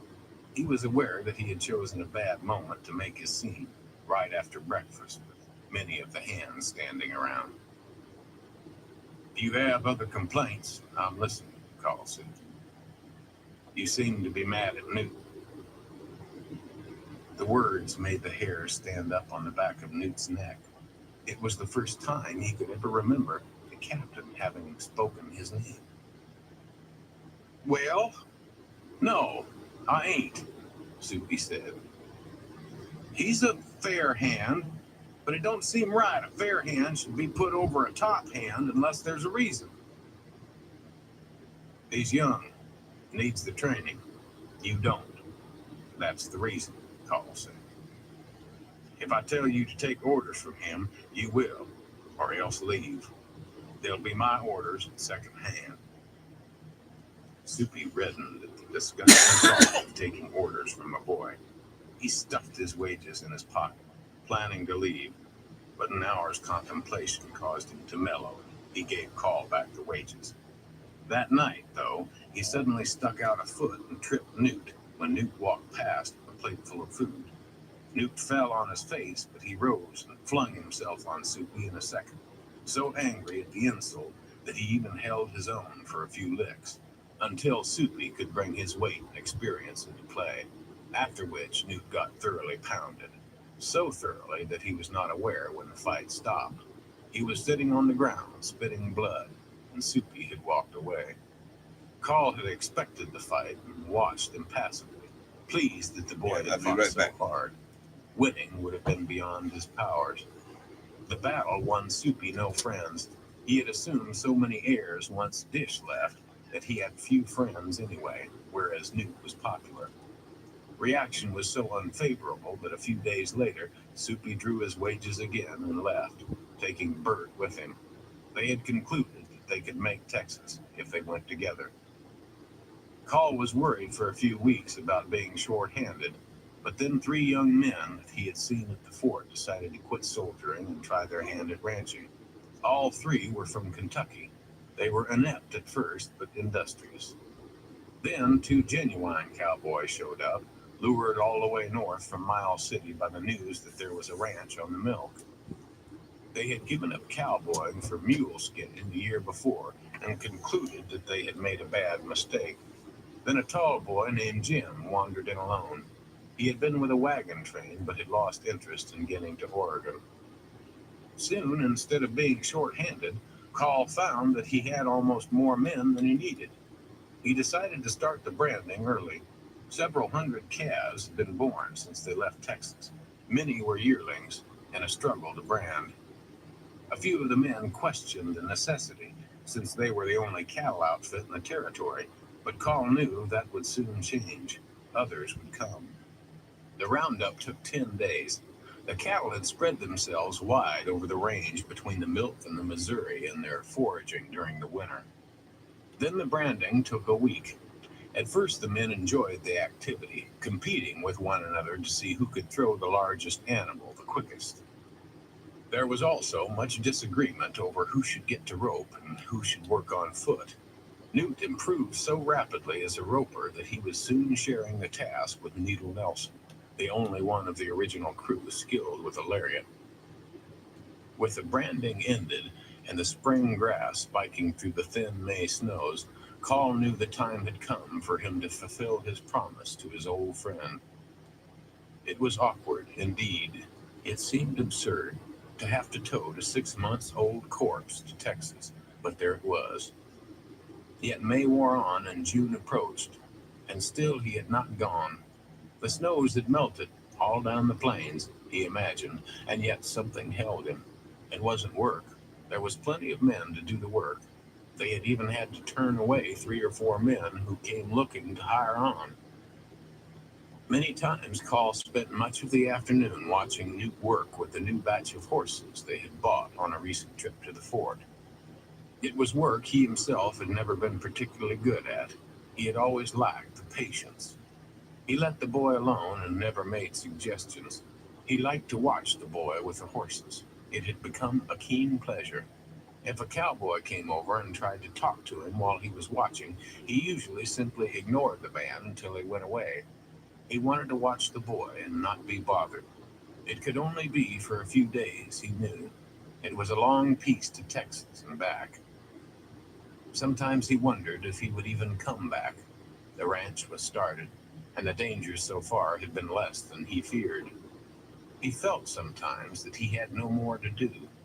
He felt much older than anyone he knew. Gus had seemed young even when he was dying, and yet Call felt old. His interest in work had not returned. It was only when he was watching the boy with the horses that he felt himself. In those hours he would lose himself in memory of other times, of other men who had lived with horses, who had broken them, ridden them, died on them. He felt proud of the boy, and with it, anguish that their beginnings had been as they had. It could not be changed, though. He thought he might speak of it sometime, and Gus had wanted him to, and yet he said nothing. He couldn't. If he happened to be alone with a boy, his words went away. At the thought of speaking about it, a tightness came into his throat, as if a hand had seized it. Anyway, what could a few words change? They couldn't change the years. Newt was puzzled at first when the captain began watching him with the horses. At first he was nervous. He felt the captain might be watching because he was doing something that needed correcting. But the afternoons passed, and the captain merely watched, sometimes sitting there for hours, even if it turned wet or squally. Newt came to expect him. He came to feel that the captain enjoyed watching, because of the way the captain had been behaving, giving him more and more of the responsibility for the work. Newt came to feel that Mr. Gus might have been right. The captain might be his father.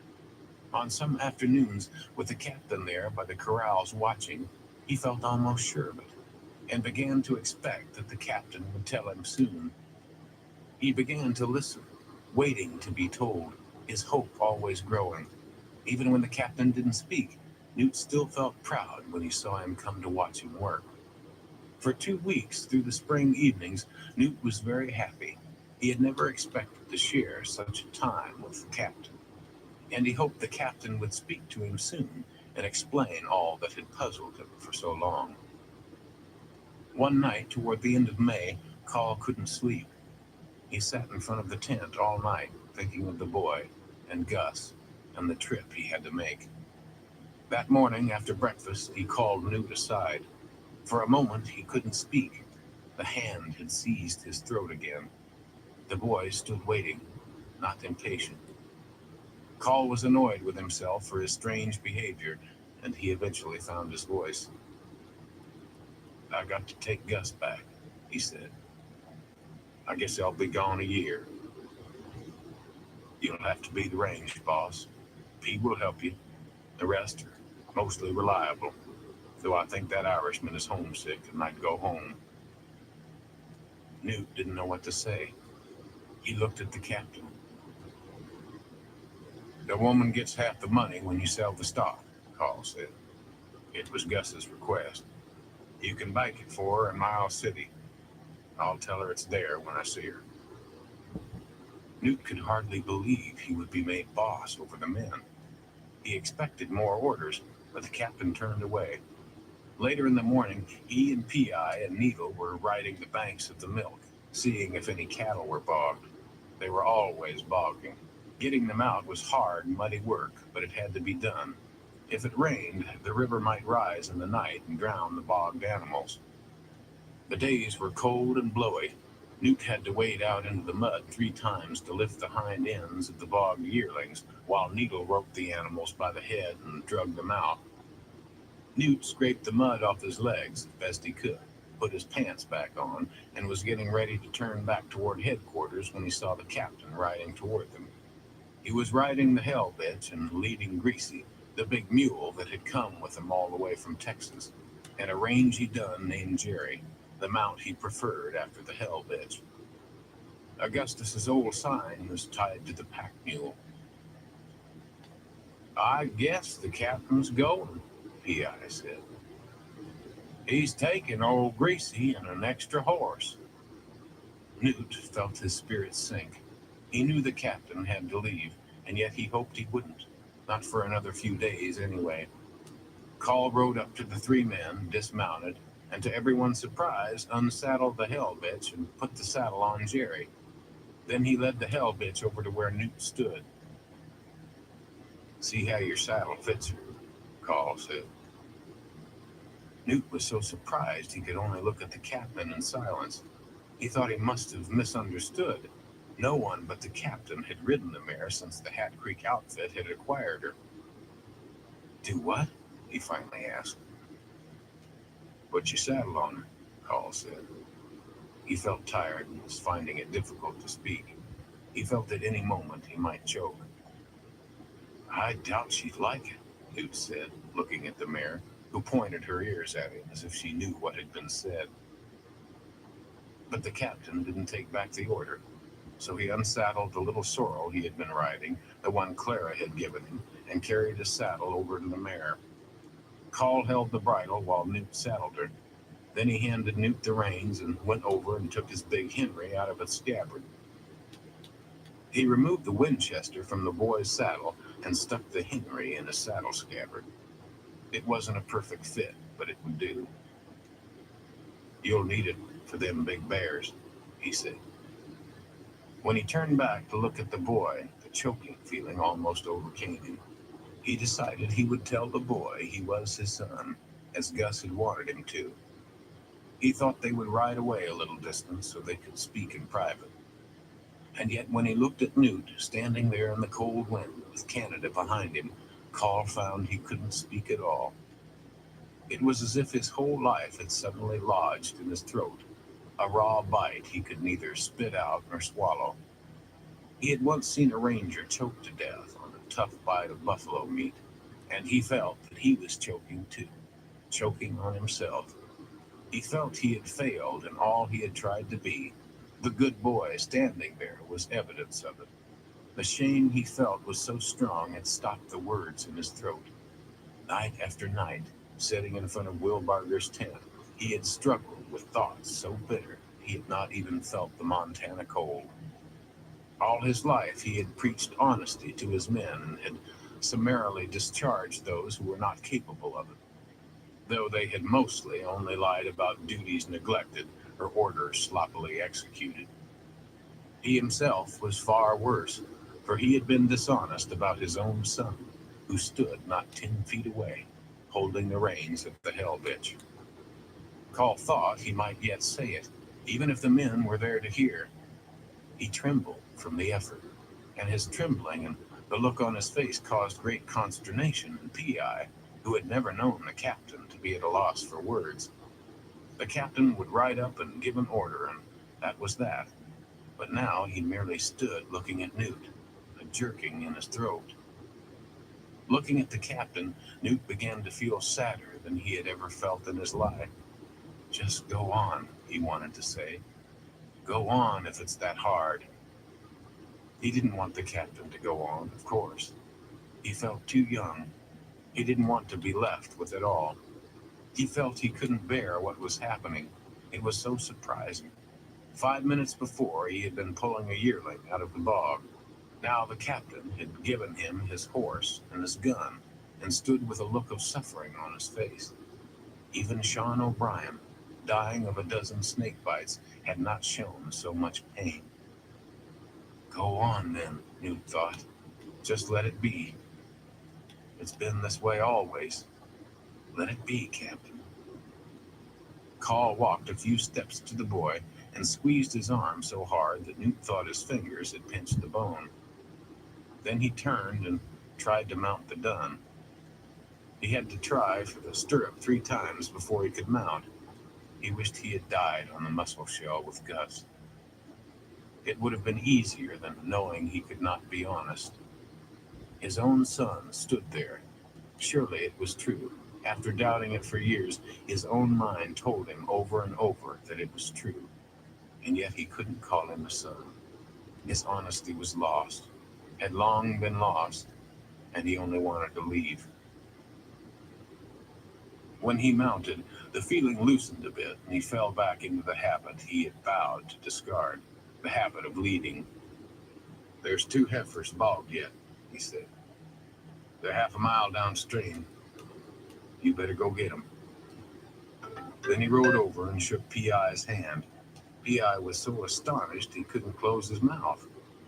Gus had never shaken his hand until the last minute, and now the captain was shaking it too. Help Newt, Carl said. He'll need a steady man, and you qualify if anybody ever did. He raised his hand to Needle Nelson and turned his horse. So long, boys, he said. But he looked again at Newt. The boy looked so lonesome that he was reminded of his own father, who had never been comfortable with people. His father had fallen drunk out of a barn loft in Mississippi and broken his neck.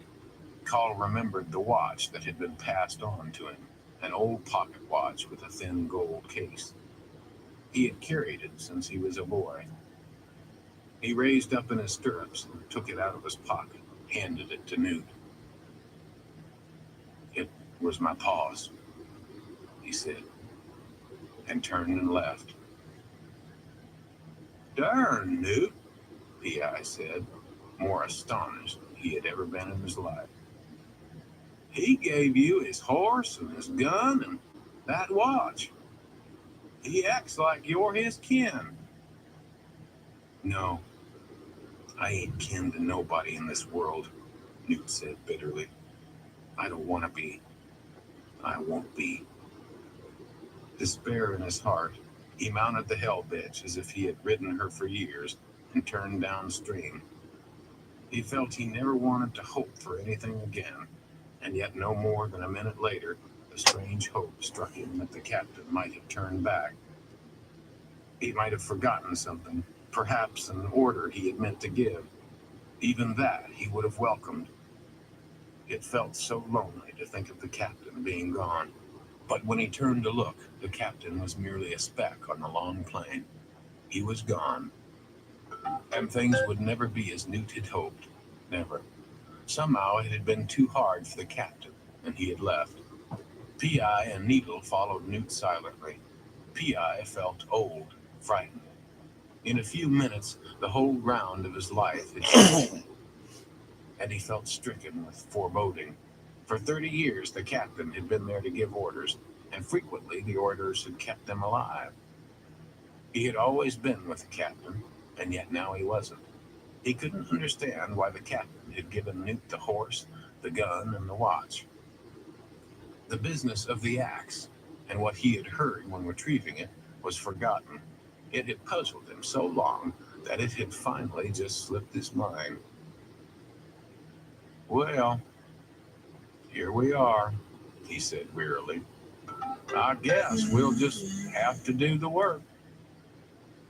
The Texas bull was standing 100 yards or so away with a small group of cows.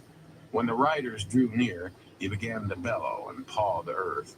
It irritated him if he saw several riders together, though he had not charged anyone lately. I'll tell you one thing, I may shoot that bull yet, Needle said. I've put up with that son of a bitch about long enough. The captain may like him, but I don't. Newt heard the talk, but didn't speak. He knew the captain had left him with too much, but he didn't say it. He would have to try and do the work, even if he no longer cared. Feeling that it was pointless, but acting from force of habit, they pulled the two stuck heifers from the Milk River mud. Chapter 101. In Miles City, Call found that the storage of Augustus's remains had been bungled. Something had broken into the shed and knocked the coffin off the barrels. In the doctor's opinion, it had probably been a wolverine, or possibly a cougar. The coffin had splintered and the varmint had run off with the amputated leg. The mistake wasn't discovered until after a blizzard had passed through, so of course the leg had not been recovered. The look on Call's face when he heard the news was so grim it made the doctor extremely nervous. We've mostly kept him, he said, avoiding Call's eye. I had him repacked. He had done lost that leg before he died anyway. It was in the coffin when I left it here, Call said. He didn't care to discuss the matter with the man. Instead, he found the carpenter who had built the coffin in the first place and had him reinforce it with strong planks. The result was a heavy piece of work. By luck, the same day, Call saw a buggy for sale. It was old, but it looked sturdy enough, and he bought it. The next day, he had the coffin covered in canvas and lashed to the seat. The buggy hood was in tatters, so he tore it off. Greasy the mule was used to pulling the wagon and hardly noticed the buggy, it was so light. They left Miles City on a morning when it had turned unseasonably cold, so cold that the sun only cast a pale light through the frigid clouds. Call knew it was dangerous to go off with only 2 animals, but he felt like taking his chances.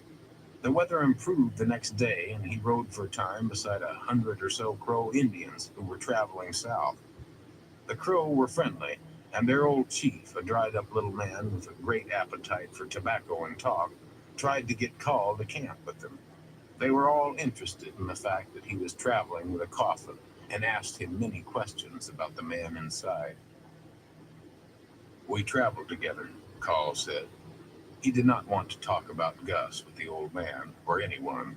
He wanted to get on, but he was cordial and rode with the Crow because he felt that if he were discourteous, some of the young bucks might try to make sport with him further south, when he was out of range of the old chief's protection. Once he struck Wyoming, he rode for 11 days without seeing a soul. The buggy held up well, but Greasy lost flesh from the pace Call kept. The coffin had some bad jolts crossing the gullies near the Powder, but the reinforcements held it together. The first people he saw as he approached Nebraska were 5 young Indians who had gotten liquor somewhere. When they saw he was carrying a dead man, they let him alone. Though they were too drunk to hunt successfully and begged him for food. None of them looked to be 18, and their horses were poor. Call started to refuse, but then he reflected that they were just boys. He offered them food if they would give up their liquor, but at that they grew quarrelsome. One drew an old pistol and acted as if he might fire at him, but Call... All right, everyone. I'm going to call Into This Life for tonight.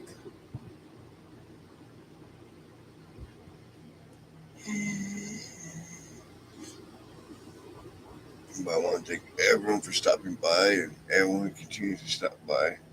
I appreciate all your support. Until next time, everyone, y'all stay safe.